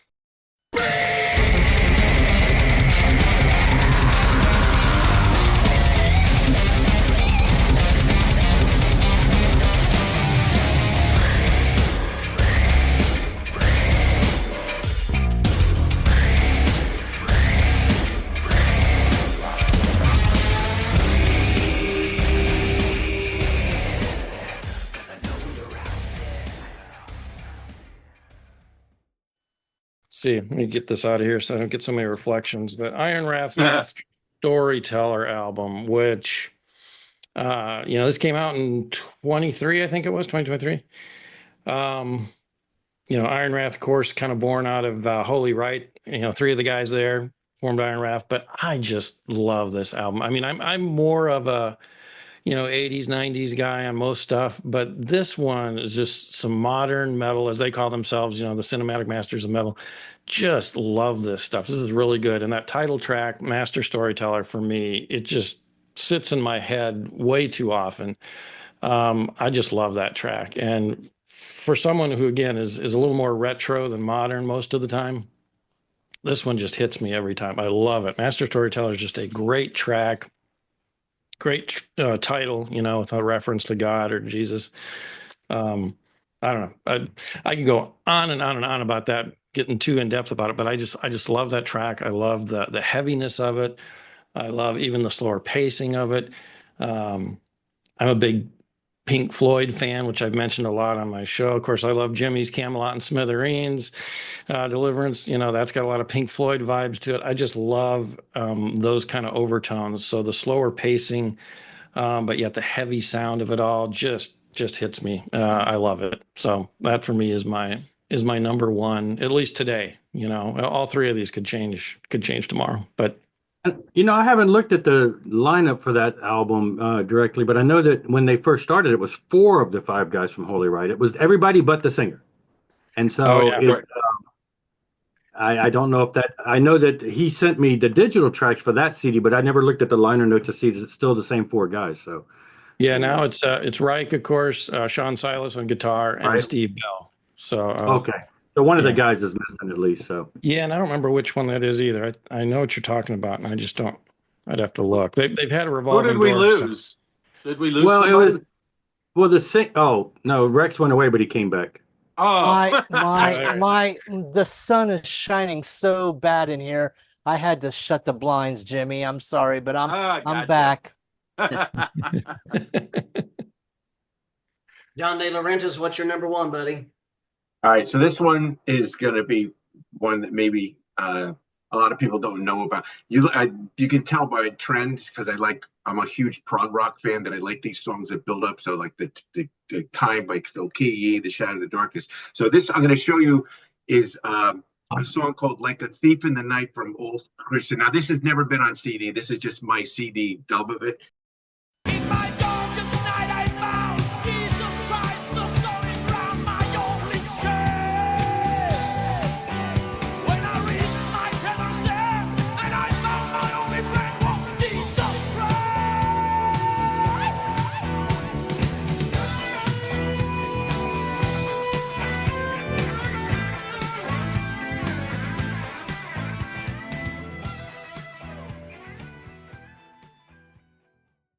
I actually sent it to M8 back in the day before M8 made CDs. Yeah. And I'm not sure, but you could send them a record and they would send you back a CD. And that was one of the ones I did. Yeah. And I was disappointed when Retroactive had done the Jerusalem reissues. I thought maybe they would pick this up because that song, Like a Thief in the Night, is one of those sprawling epic songs. It starts with this emotional vocal by Ulf Christensen with the keyboards, and then it builds up into and then it goes into this incredible riff. this incredible guitar riff, and Ulf Christensen, phenomenal vocalist, singing his heart. Absolutely. Yeah, just incredible. And then the guitar solo blows me away in that song too. And this is another one of those. This is a song I remember. I don't remember what the exact situation was, but I remember I had the vinyl of this as well. And I remember I was going through some difficult time or something like that. And I came home and this song just brought such comfort to me. I think I listened to it like 20 times in a row. It just ministered to me. And just the whole song it has blown me away. So this is one of the ones I really, really wish someone would put on CD because it's fantastic. His other solo albums, Ulf Christensen, are on CD, but not this very first one. This was on Lamb and Lion. This was 1982. But yeah, just definitely my number one. You should talk to Matt Hunt. Tell him to do it. I think I have talked with him and suggested I'll have to do it. Not recently, but because I know he did, like when he did the Prodigal, that band Prodigal, they released Lloyd Goldman's solo album. So I was thinking it would have been good because he was working with Jerusalem at the time. Yeah. When those came out. But yeah, that song I would love to have it properly It's the one missing. It's the one missing link. I mean, that album. It's got quirky poppy stuff. It's got epic stuff. It's always been a favorite of mine, and I had to make a CD copy of it too. I've had at least 2 copies of the vinyl in the past 5 years, just because I got one that was okay, and I got one that was better, because it's one of my favorite albums. And yeah, I agree with you. That's a great choice. Yeah, and I had Jerusalem had released a compilation called 10 Years After. I don't know if you remember that. Yes, I have that. I got it. Yeah, it came out on CD, but the cassette version had an extra track, and it was like A Thief of the Night, which I had wished they had put that on that compilation CD, but they had left it off. It was only on the cassette. So the track listing for that was all goofed up. I have the vinyl edition, which is different from the CD edition, and the CD is supposed to have like Covered by Blood, and it's not on the CD. It's on like another compilation. It's like the track listing Refuge was all screwed up, and so if the cassette had a different song on it, that stinks even more. I don't even know. I have to go back and look at the CD, or the vinyl to see if it's on there. So, Jeremy Brown, what's your number one, buddy? All right, so my number one pick was kind of my introduction to heavy metal. I was 1986. I was about 11 years old. My friend dubbed a cassette for me. He goes, "Hey, check this band out." So I take the cassette. We have all done this. The old Walkman with the little fuzzy, earmuffs that probably had horrible sound. But, portable music was amazing. That was all I had. Popped it in, and then The Abyss kicks in. I'm like, what? What am I what is this? And then, boom, To Help the Devil kicks in. And it just blew me away. That CD, that release, still to this day, is probably my favorite record, and To Help the Devil is my favorite song.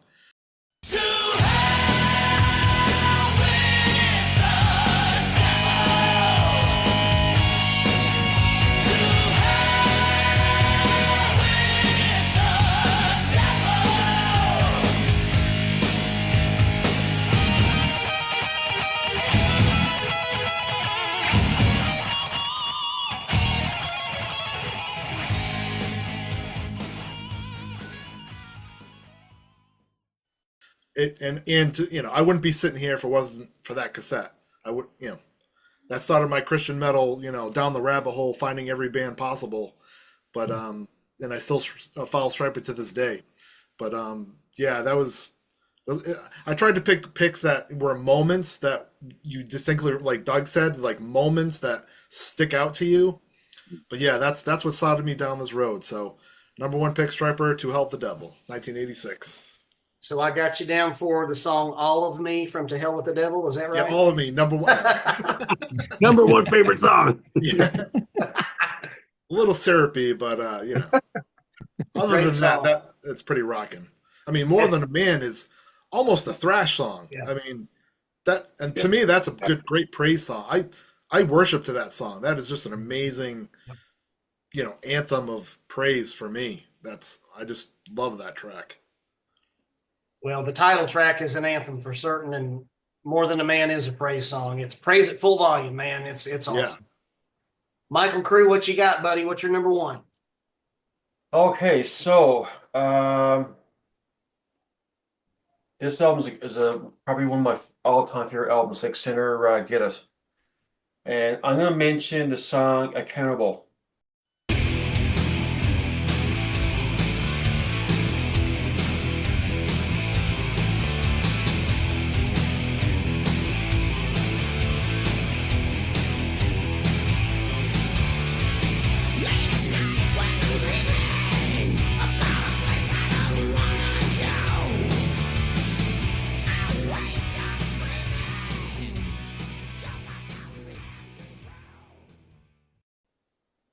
Excellent riff. Every song in this is good, but the figure mentioned Accountable starts off with a low end vocal dubbed over, then it kicks it with guitars.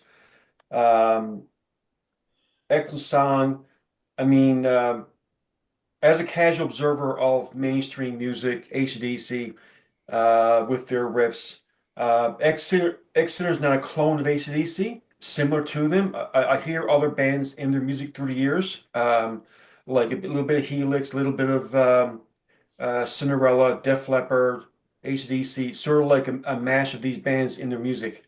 Oh, Because they definitely. come with that riffing and the solo. I think Greg Bishop, in my opinion, is probably one of the most underrated guitar players. Not flashy, but melodic. Not a shredder, but like got that complicated, intricate guitar work in the solos. You know, but incredible sounding Accountable. So that's my number one pick. Very cool. So, X Center, you're a cannibal. Is that what you're saying? No. Accountable. You're accountable. You're accountable.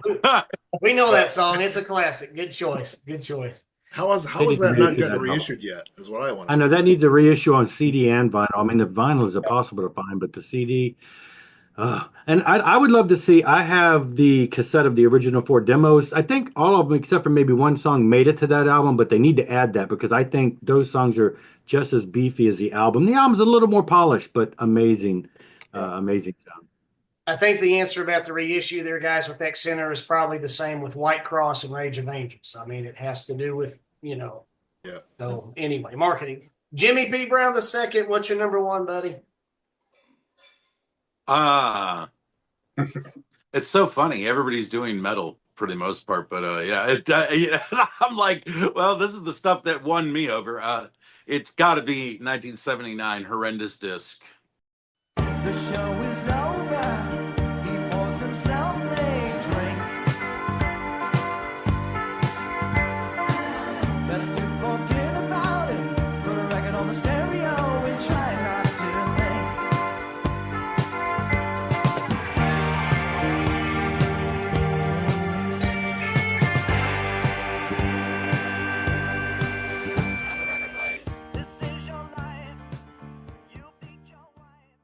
I knew we had to get some DA in there. I knew we had to get some DA in there.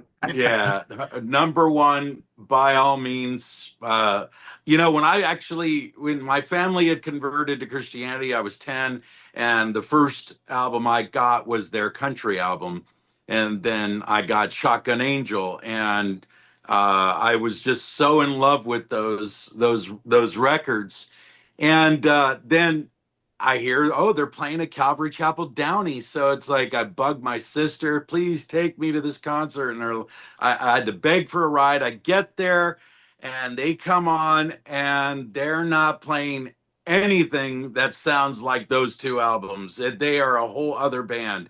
And that won me over. But part of it was the Horrendous Disc record. They opened up with I Love You 19. But the song Horrendous Disc is like Floyd. It's a storytelling. It's like this mood, and there's just these three movements, and it's just it just won me over for life, So of course I'm the cover guy that I am, and I covered it because I loved it so much, And you did an That awesome is a great job. one, and the CD box set of Horrendous Disc is phenomenal. Yeah. Great stuff in that. Love that. Yeah. Hound of Heaven, Man of the Moon, Sky King. I mean, that album is just rocking, Yeah, it's brilliant. It's brilliant. I'm toying. Me and Alan Aguirre have been toying with redoing start to finish the Alarma album.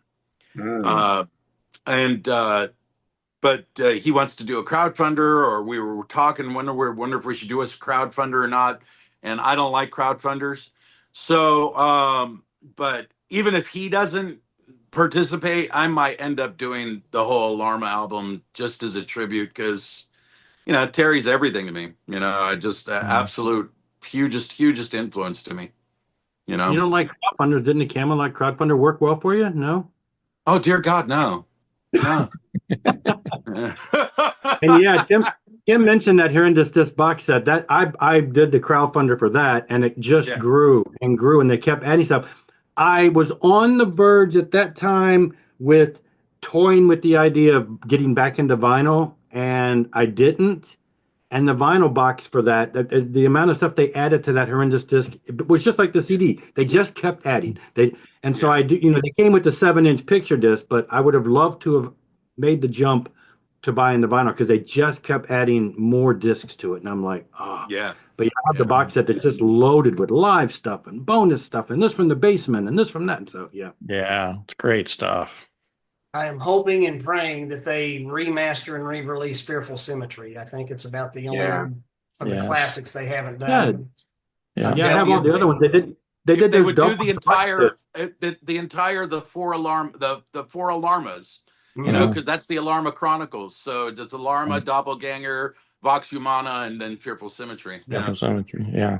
DA is one of my all-time favorites. So wow, I just realized what a DA nugget I am. I cover their songs. I even named one of my side bands Fearful Symmetry. Fearful Symmetry, yeah. Yeah.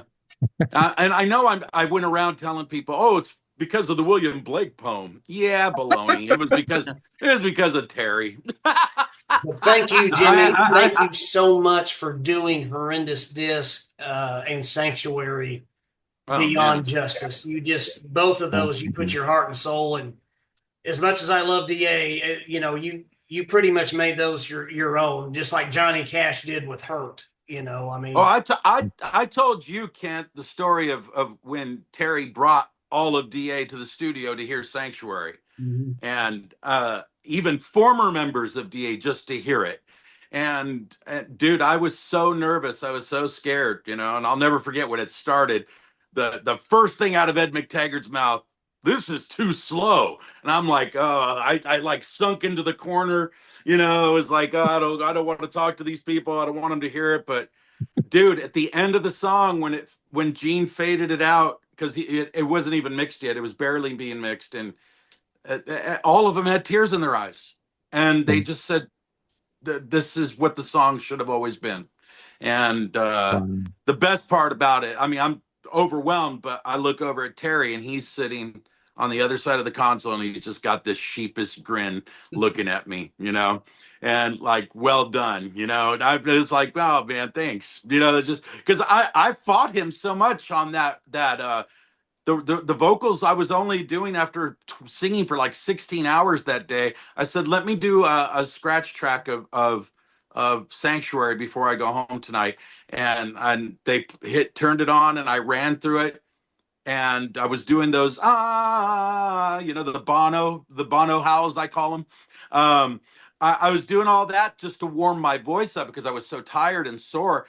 And I come into the studio and I go, okay, can you burn a copy of that for me, Gene, so I can take it home and reference it? And both Gene and Terry are like, this is it. This is the take. It's not going anywhere.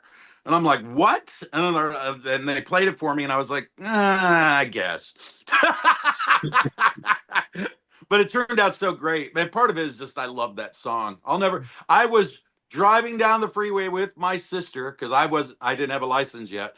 And we were driving down the Santa Ana freeway, the 5 freeway, you know it, Doug. We're driving, and KBRT, the Christian station in LA, in Orange County, we got a new one from the band Daniel Amos, and here it is, Sanctuary. And it's, the album hadn't been released yet, and they played it, and oh my gosh, and we cranked it and listened to it.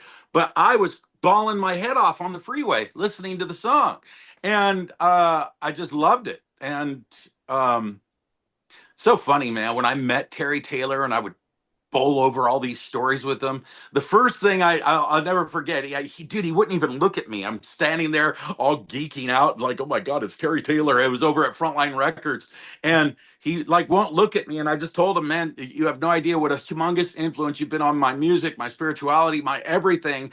Dude, I love you. And he just goes, how sad for you. And he walked away. Oh my goodness. Yeah, dude, talk about having your heart broken. And Ed McTaggart jumps right in and goes, Terry's cynical, but he didn't mean it. He was just playing. Oh, man. Sorry. Well- I've got a story for everything, I swear. Look, you want me to tell you about the first time I drove Doug's car and almost broke it? Didn't I mess up the gears on your Mustang, Doug? No, I don't think so. Oh, I know I was begging to drive it. Did I let you drive it? I don't think I would. Oh, no, you wouldn't. Nobody drove that thing. No, I was begging and begging and begging. You wouldn't let me drive it. Goodness gracious. Rex, what's your number one, buddy?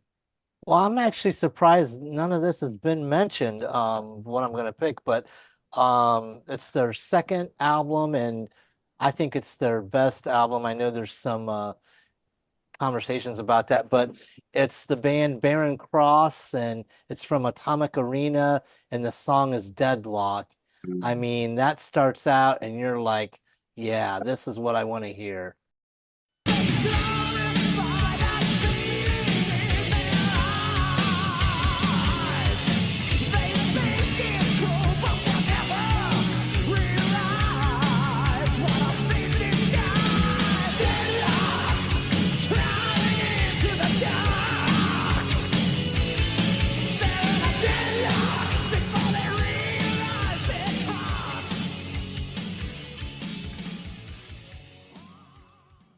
This is jamming. So that's my number one. You know what's funny though about that, Rexy? Yeah. The Deadlock on Atomic California Arena Metal. versus the Deadlock on California Metal. Yep. Metal. I'll take the Cal Metal one all day long over it. Yeah. It's different. Well, and there's a couple different lyrics in that also too, but I do agree with you on that, Jimmy. Yeah, probably the California Metal one is a maybe a little bit better than the album, but yeah, I know what you mean on that. Oh, it's so aggressive and mean. And Mike Lee just never sounded better to me than when he was singing on that. It was like, wow. I've often wondered if that was a lyrical goof though, when Mike in the Cali Metal version, he sings cold steel. The pipe's never cold anymore instead of hot steel.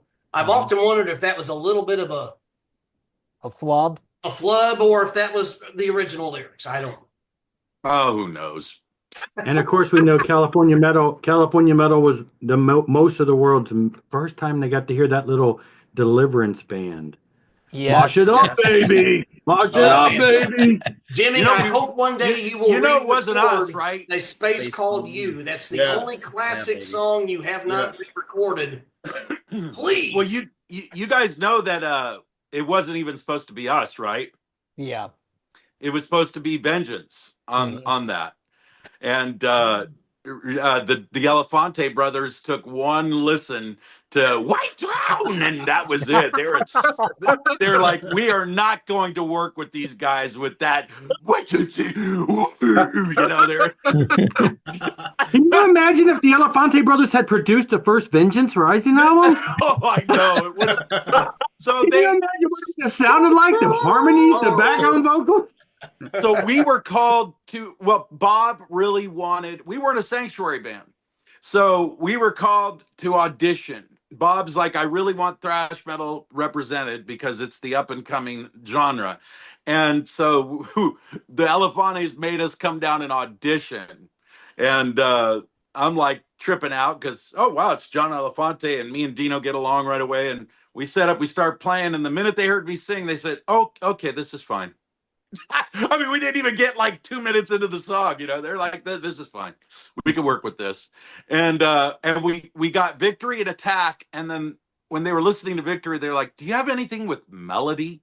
And I go, oh, we have a song called A Space Called You that's kind of wimpy, but we love it and we play it live. So we played it for him, and then that was it. It won. And I used Mike Lee's acoustic guitar for the intro because I was like, I want an intro with an acoustic guitar, and I used and Mike's.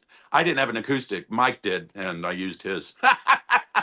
Well, Jimmy, that right there, we've been talking about a few just great worship songs that's got muscle, and man, I've worshiped the Lord with a space called You. And Oh, that's cool. That's thank cool. you That for was, that song. I've you been know, on my knees, literally worshiping God with that. So thank you. oh, that's cool. Chris Hyde felt that way a lot about that song. That was one of Chris Hyde's, rest in peace. That was one of his favorite songs that we played, and oh my gosh, he kicked so much butt on it too. He just played so good.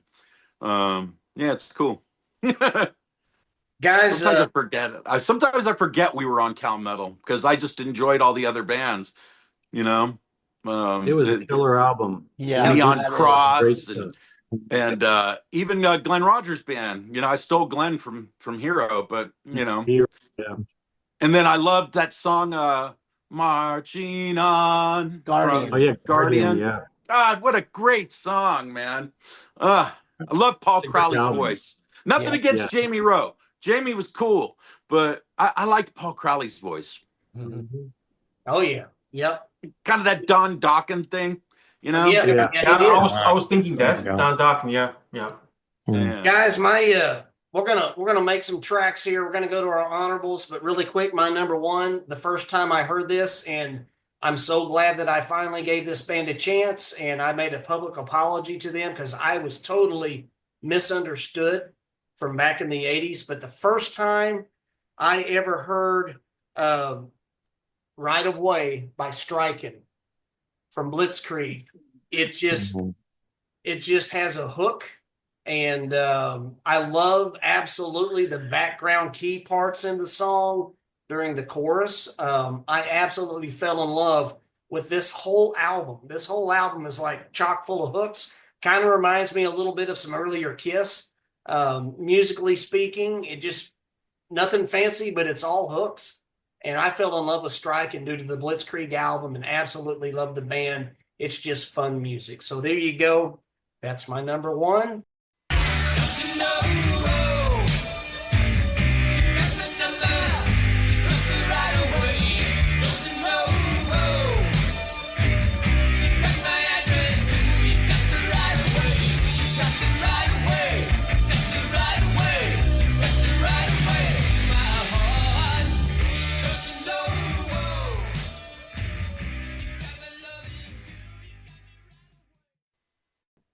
Jeff, we're going to go around the horn, and guys, if everybody can mention, a couple honorables, let's just mention a couple honorables which didn't quite make our number one. Jeff, we'll start with you.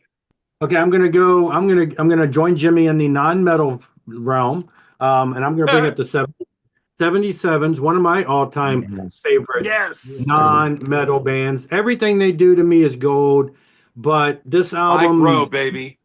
yeah, this album known as the 77s, or to the rest of us known as Pray Naked. The first track, Woody, has this infectious guitar riff that's weird and off time at times, and the end of it, the whole album's great. Every one of their albums is great. I was going to bring up Sticks and Stones because the blues song on there. My quick story about this is they came to town, just him and Leonard came to town on an acoustic tour, just the two of them, acoustic, Mike and them, just two, acoustic. And I contacted the guy who put the show on, and I said, I don't know, little small warehouse church. And then he said, I told him I was a drummer. He goes, look, I'm a bass player. I'm going to try to get him to let me play a song. I'll ask about you too. I took my djembe, which is just a hand drum, and they said, yeah, come on. And so they took a break, and then they came back for like encores. They didn't tell us what they were really going to play.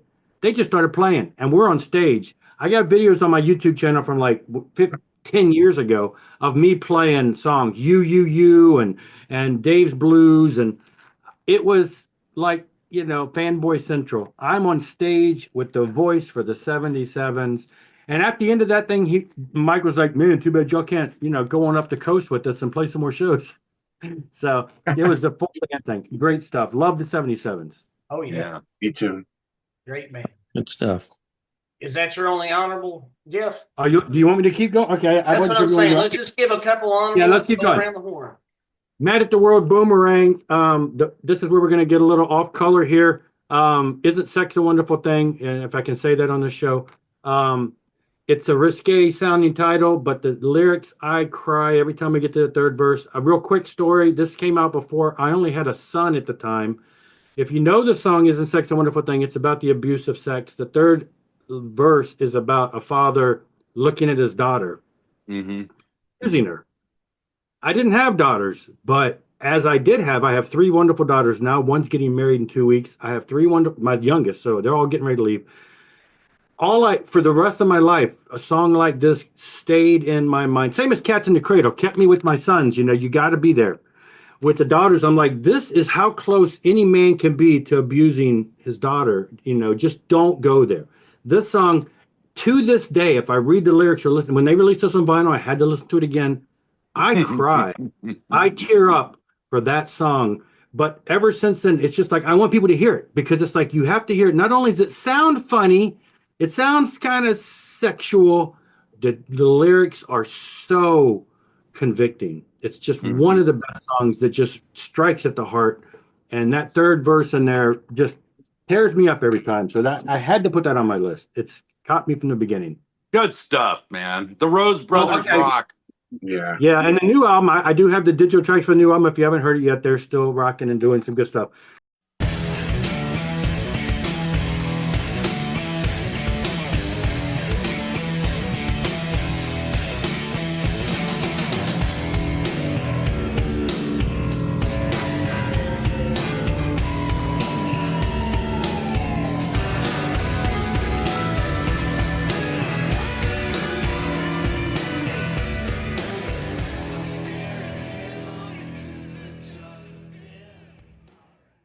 For the third one, I'm going with something quite obscure. This is where I was hoping that maybe Kevin was here to. That's why I brought up the white metal thing, because I wasn't sure where I heard about this band. I thought it might have been on a white metal tape. I can only find one. They're not on here. I don't know. I've tried to find people who knew about this. I've tried to find people to reissue this. Nobody seems to have a copy. It's a band called Before the Bite. I have a they're cassette. amazing. Yeah, Before the Bite. Yeah. I have a cassette by him that won't play anymore. This tape has been ruined. I don't have a digital copy anymore of this. I It was have a great copy. I have a copy, Yeah. but I don't know if it's any good. Yeah, mine. I've tried to play it. I have no way to bounce it over. But it was so the band. They're 80s, late 80s, 89ish. They'd be in that hair metal kind of remind. When I heard some of this, I thought it was a new Rage of Angels, kind of in that frame. But then Rage of Angels came out with an album, and I'm like, it's not them. But in that same vein. Well, And they're I just pretty obscure, don't you think? I mean, does everybody here know about them? Yes. Yeah. I love them. Yeah. Oh, I okay, used cool. to- That's awesome.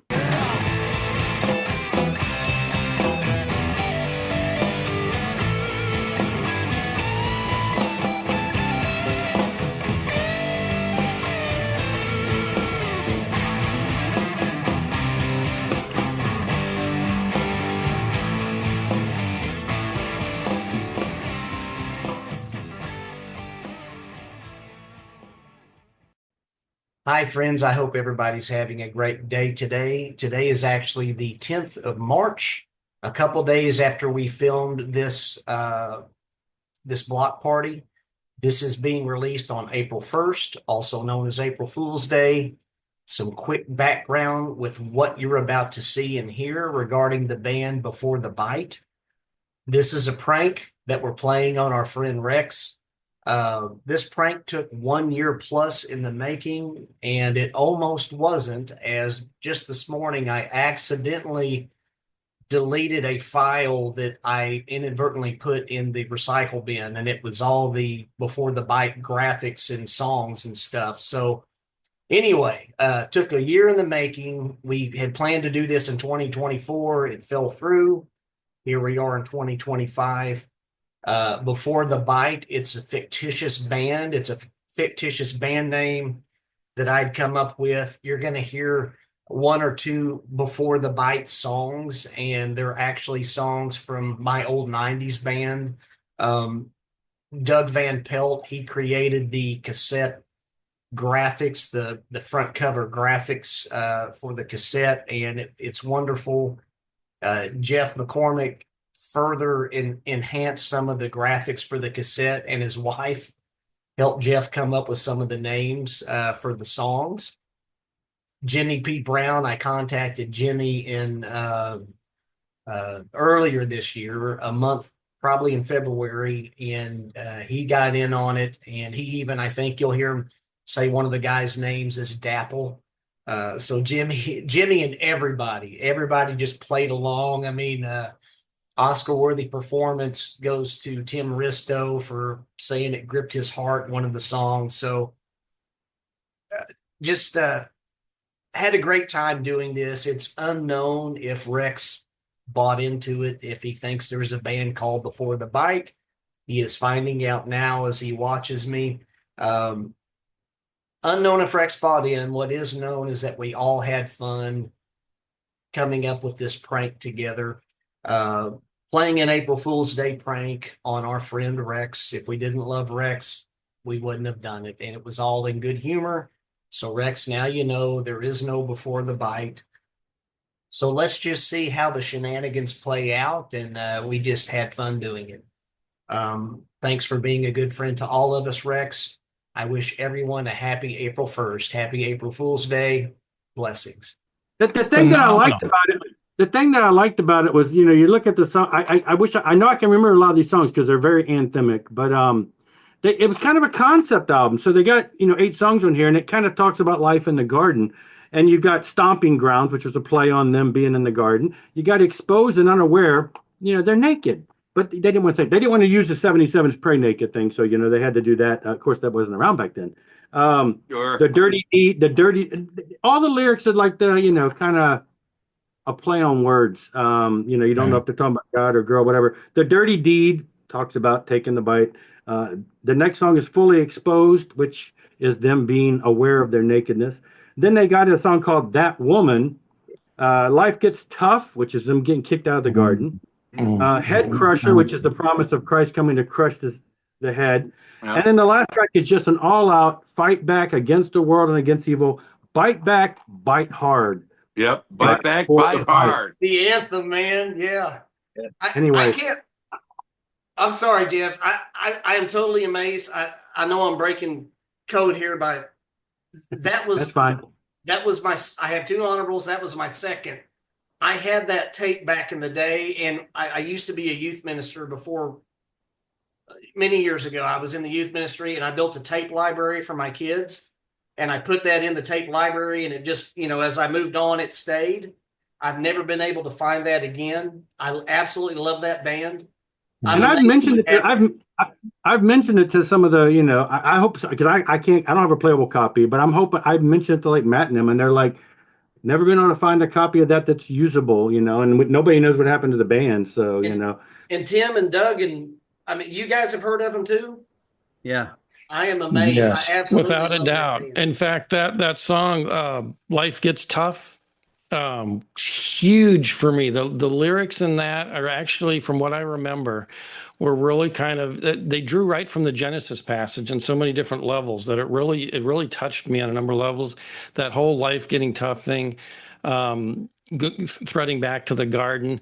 There were just a number of levels to that song that kind of helped me. I mean, I've often talked about Prodigal, how that helped me get through high school. I forgot about that. This would be the next band and album right behind them. I mean, this was one that helped me get through. It was just spiritually intense, musically rich. Love it. So glad you brought that up. It kind of, you know, like back in the day, I know people give Striking a lot of flack, even though Kent brought it up. Crushed the Head of Satan, an anthem that we used to, you know, love. I love that album. But Bite Back, Bite Hard was a reminder of that. It was just that, you know, Crush the Head of Satan was like that sing along, fight back against evil. You can't help but pump your fist and just sing it. So I love those type of albums. I'm sorry, and I'll move on after this, but you know, the song That Woman, I'm surprised you didn't hear that on the radio. It was kind of a double entendre in a way, but it was like, it said like, what, woo woo woman. I wrote the lyrics down to that one. Beckon with a bite, the angel dust of modern lust, to rob me of my sight. And it's like, you know, when you really think about what they're saying, kind of like 77's, you really got to think about what they're saying. But, in the end, it's a losing game when you go the way of lust, and anyway, just. Yeah, the lyrics weren't so blatant. They had that twisted on it to where you could see the spirituality. Stryper always got knocked for that. Is it about a girl? Is it about God? And the titles are meant to catch your attention. They're not upfront saying Jesus this or Jesus that. They wanted to give you something that was a little provocative to make you listen, and it worked. I mean, it was just.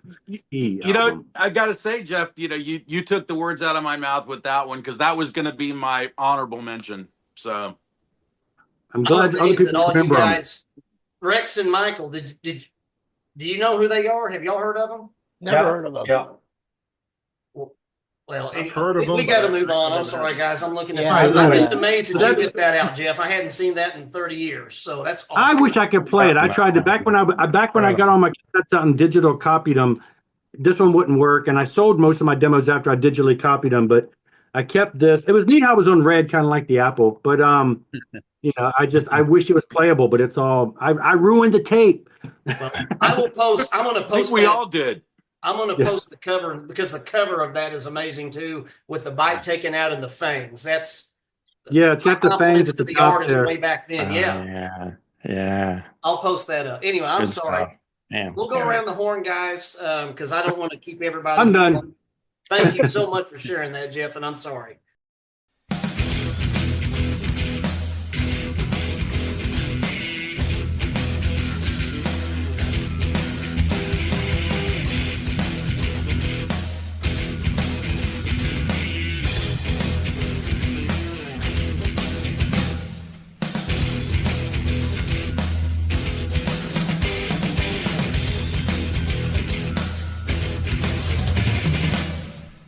Doug, what's your honorables, buddy? Good job on that, Jeff. I actually saw Before the Bite live. I was in Salina, Kansas with my cousins, and they opened for Servant, believe it or not.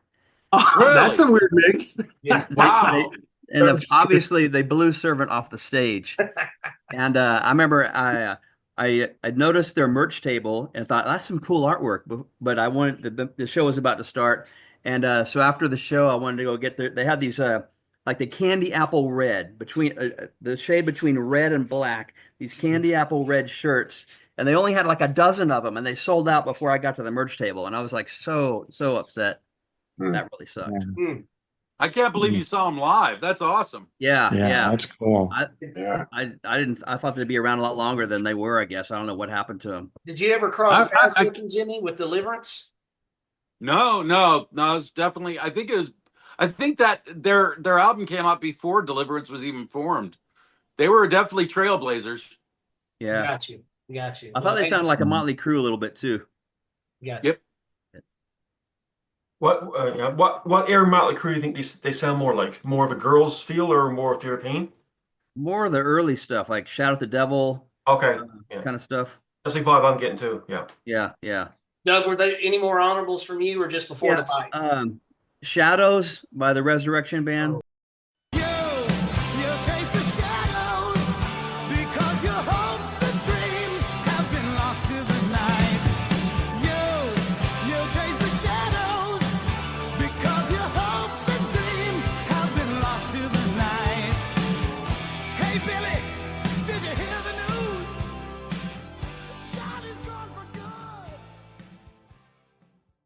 First time I heard that, it was a key for me. Just it's my favorite Res song of all time for sure. Yeah, that's amazing. Yeah, that's it for me. It's funny we got all this overlap on Before the Bite, but that's cool. Oh, I know, man. I can't believe all you guys. Michael, you said you've heard of them. Jeremy, did you hear Before the Bite? I've heard of them, but I never actually had the cassette. Got you. Huh. And anyway, I'm surprised that all you guys have heard. Anyway, I love that band. I'm sorry. If I'm just still 312 shocked. if you could get them on 312, man, that's your next interview. I'll have to try to look up Wheezy and say that can't be his real name. What was They it? didn't. They didn't use real names. It was funny how they did that. But a lot of those hair metal bands, would change it. The glam ones, especially. Yeah. I will try my best Wheezy, to locate. Dazzle. What'd you say, Jimmy? Wheezy, Dazzle. Yeah, I forget Dazzle. the others. Yeah. Oh well. Oh, that's awesome. Anyway, That's Tim, what are your amazing. uncles, buddy? Oh man, well, I don't know if I can top that. That was such a great one. Gosh, you all take me back in time. Before the I gotta say, Barnabas. Oh Which one gosh, is it? yeah. Waiting for the Aliens. Love that. This is one of my first songs that really, really hit me back in the day, back when I first got into Christian music. Back when was this out? This was 83. I think that's about the time I came to Christian music, 83, 84. But love Barnabas, love their whole catalog, but that one especially really hit me. Bride, I'll mention as another one, which again, I can have a million different songs from Bride. But certainly, Silence is Madness, the title track. I like a lot of title tracks. I don't know why. I picked a lot of those today, but Silence is Madness off of Silence is Madness is another great one for me. And maybe one more, Zion, Who Pulls the Strings? First track off of Thunder from the Mountain 2.0. It's gonna be alright. They say it's gonna be alright. And for the keep of food, has been down the last now. We're once again in family again. It's gonna be alright. It's gonna be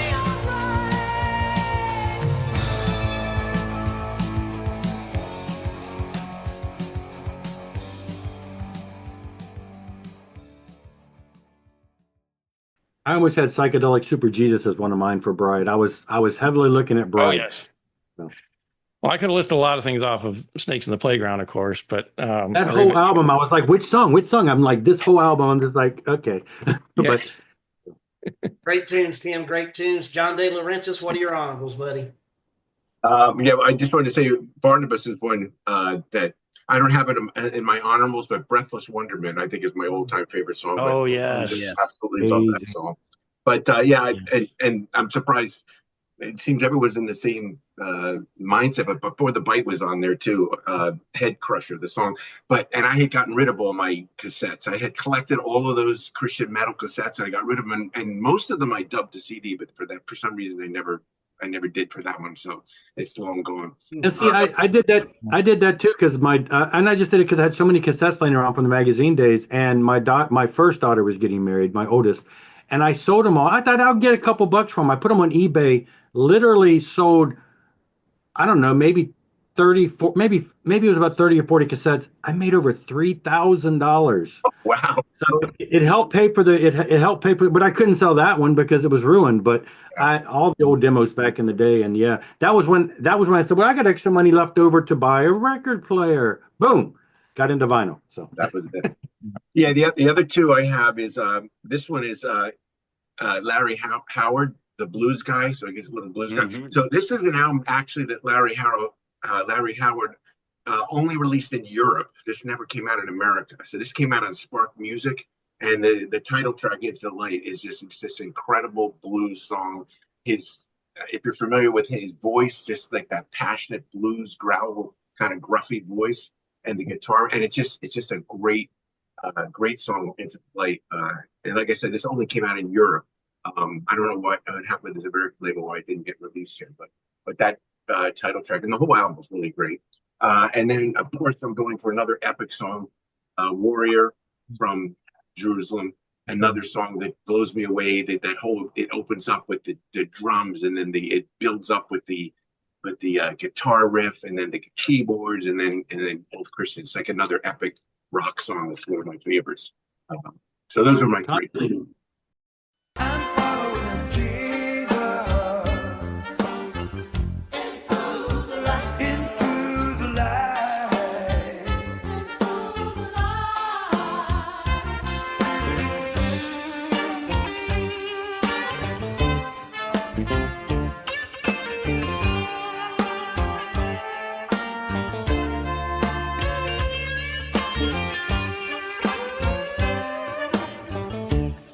Constantly Changes was my favorite from that album, mainly because it's got that little, not even fancy drum solo part in the middle, but I just memorized that as a drummer. It's just that little, anyway. Yeah. Love that album. John, just for clarification for me, I certainly know who Larry Howard is, but was the song "The Light"? Was that the song? No, it's the title track, "Into the Light." Into That's the name of the album. Into the This came out in I have it written down here. 1989. This came out. Okay. Yeah. Yeah, 1989. Jeremy Brown, what are your honorables, buddy? Yeah, my first, and it's not because Jimmy's on the podcast. It's no time from Deliverance. Real quick story. I sent away for merch, and I had a Deliverance T-shirt with no time with the Reaper on the front, and it had the no time lyrics on the back. Oh wow! So I used to wear that to church. So That's awesome. I'd be sitting down on the pew, and people behind me would be reading the lyrics, and then it'd be time to meet and greet and say hi to your neighbor, and they're like, "Oh, I love those lyrics." And I turn around and had the Reaper on it, and they're like, "Oh, yeah, I'll pray for you." But I just love doing that. We used to. Notables, We nicknamed our Reaper Homer, so that way it would kind of come across a little more comical and fun. Yeah. But yeah, that was some good times. I love doing that, especially in church. There he is. Another mention, Angelica, Only a Man. Dennis Cameron is one of the best guitarists, and not a lot of people bring him up. You're right. Only a Man just is my favorite song from Angelica, and it just smokes. And you have Rob Rock on vocals. I mean, how do you go wrong with that combination? Yeah. What else? White Cross, of course, Rex Carroll, amazing guitarist. Take It to the Limit, my favorite song. Sacred Warrior Rebellion, and Galactic Cowboys, Mrs. Leslie, my favorite song from them. Hey, no time.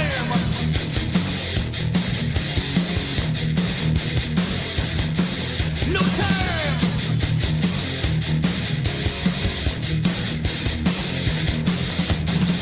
No time for you, baby.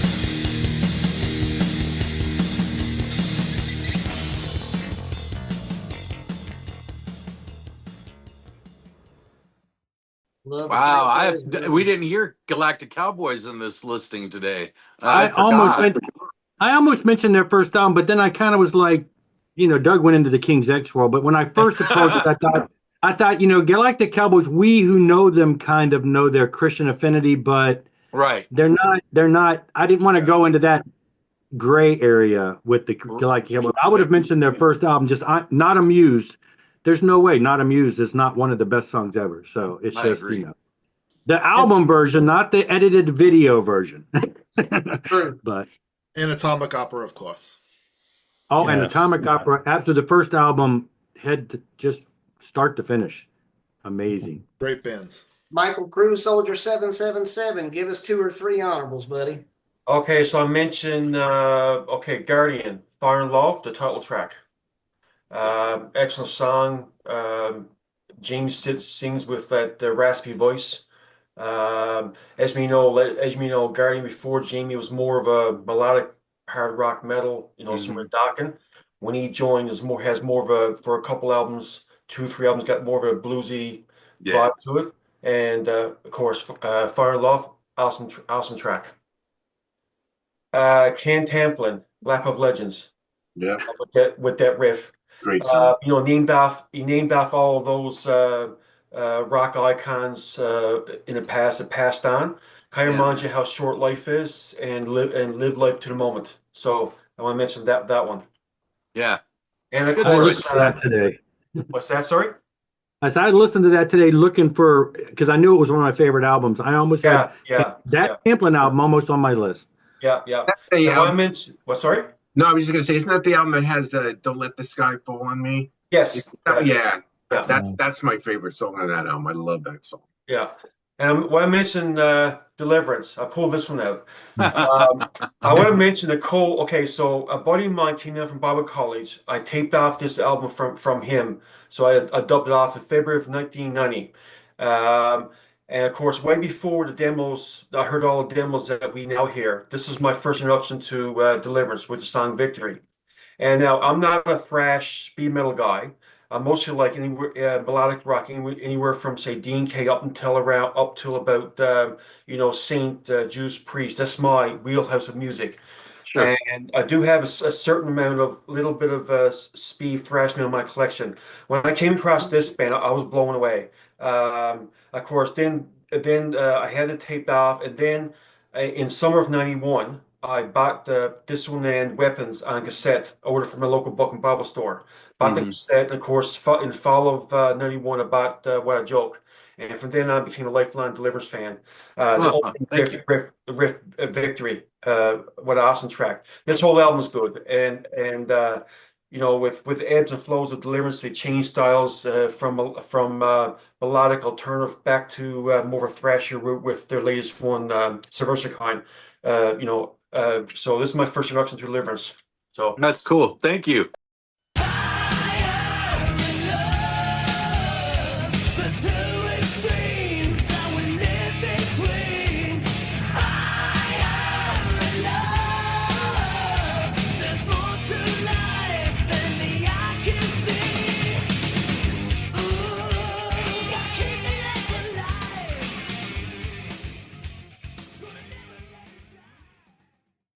That's the second time that's come up. Let me just ask a real brief question. Jeremy mentioned having the T-shirt, and that reminded me. I had a T-shirt in the day. Pretty sure it was the Greeting of Death cover, but I don't remember the lyrics on the back. Did you have, Jimmy? Did y'all have a shirt that said like "Faster for the Master" or something on the back?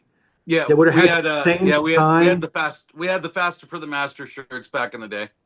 Was it the Yeah. same one that had? I don't know. I remember having the Greeting of Death on the cover, but I thought it had faster. No, I have a picture. It wasn't Homer on the front. I don't think. Maybe it was a different one. Okay. Maybe I had that one with the no time too. I remember I have a picture of me practicing with my band in the day, and I'm pretty sure I'm wearing that Greeting of Death. I have to go back and look at that picture now. Yeah, that was we should redo that T-shirt because that no time shirt was really cool. Yeah, it was the Grim Reaper holding the scythe with holding the hourglass. Right, exactly. Yeah, I remember that. thinking I That may have had that was really cool. yeah.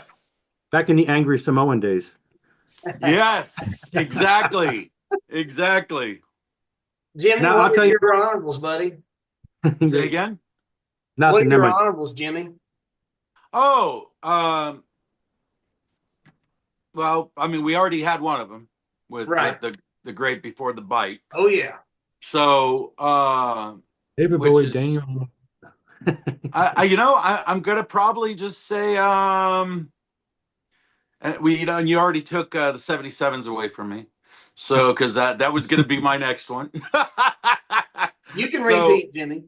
but then I'm gonna. I know it's not considered rock, but his first solo album was so amazing.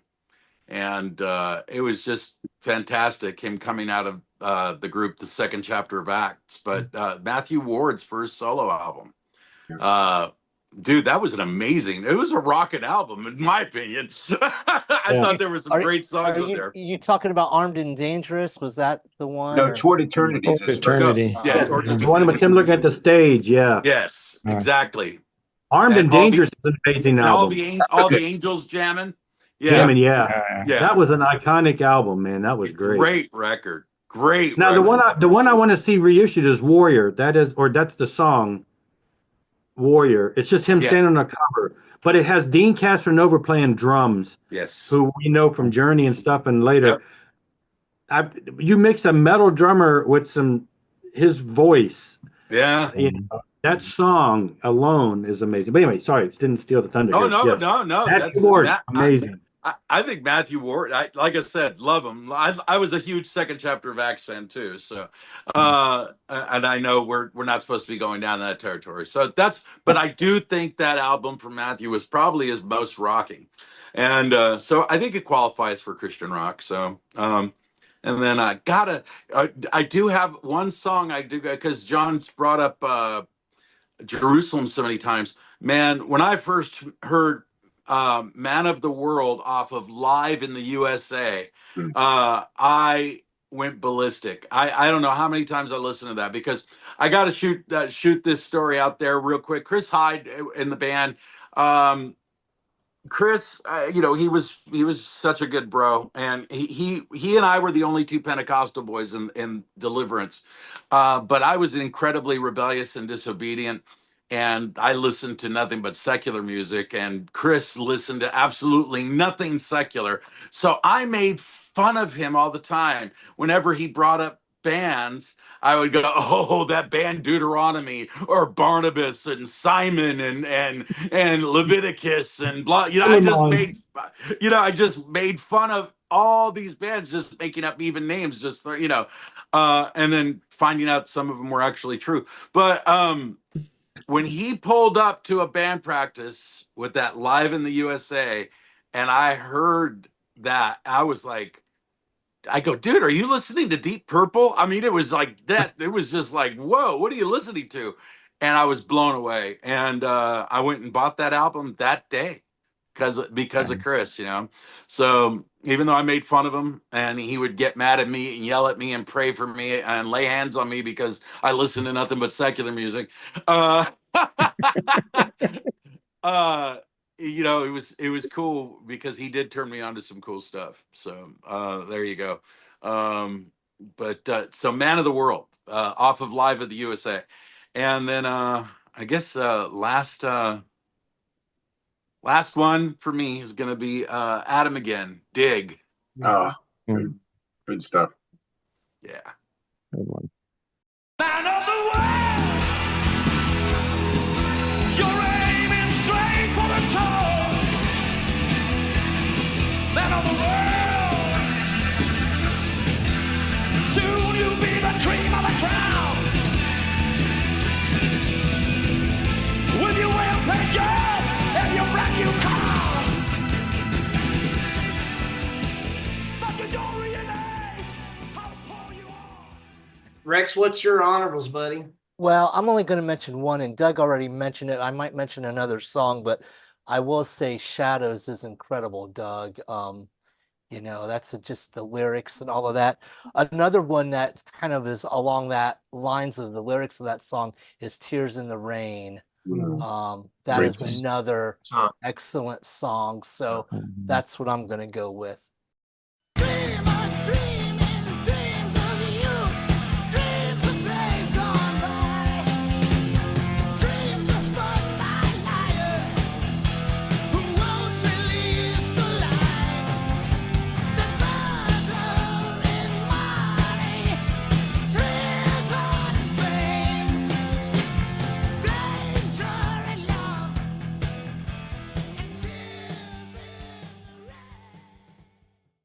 If you haven't heard Before the Bite, if you liked, I guess mid-period or earlier, I guess Motley Crue, 84 period, check out Before the Bite.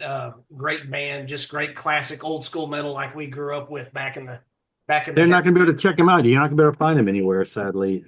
I've looked. So, anyways. Naturally, guys, and I'll wrap this up and anyway, we'll go from there. But Before the Bite was one of my two honorables. And the other one, guys, and Jimmy, there's no right or wrong, as we all know, because good music's good music. And this is Area 312 rock and metal. It's not all metal. Guys, this band, remember Bob Dylan in the 1960s and how lyrically rich he was? For my money, this next band and this songwriter in particular is probably one of the greatest lyricists this side of Bob Dylan's 1960s. I absolutely love this band. Not a metal band, but so rich musically and lyrically. Vigilantes of Love. This is Welcome to Struggleville. And the song in particular that really hooked me was Glory in the Dream, about the Reverend Howard Finster. Yep. They had all these kind of paintings. REM commissioned him. Talking Heads commissioned him. Absolutely love Vigilantes of Love. Great band. Glory in the Dream's the song that hooked me. So those are my honorables. So sweet. With that said, guys, I'm going to read our message from home, and nobody go anywhere. Want to thank everybody. Thank you, Jimmy P. Brown II, for being our special guest artist today. Yeah, of course. And thank you, brothers, for coming and blessing us and making it a great party. Guys, the message from home today, Proverbs 27:9, and it says, perfume and incense make the heart glad. Also, friendship, sweet with advice from the heart. So what a wonderful day of fellowship with friends. That's beautiful. Thank you, guys. So that was Proverbs 27:9. Let's wave goodbye to our friends. Thank you, everybody, for watching. Friends, let us know what some of your dandy ear candy that hooked you from the moment you heard them. Let us know what some of your thoughts are on some of those songs. So thank you, everybody, for watching. Everybody take care. The image rise and flickers on the screen. Distance grows wide between the glory and the dream.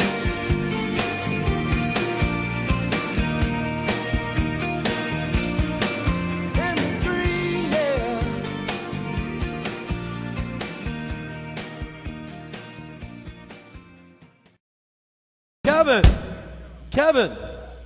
Kevin, we can't see you. Okay.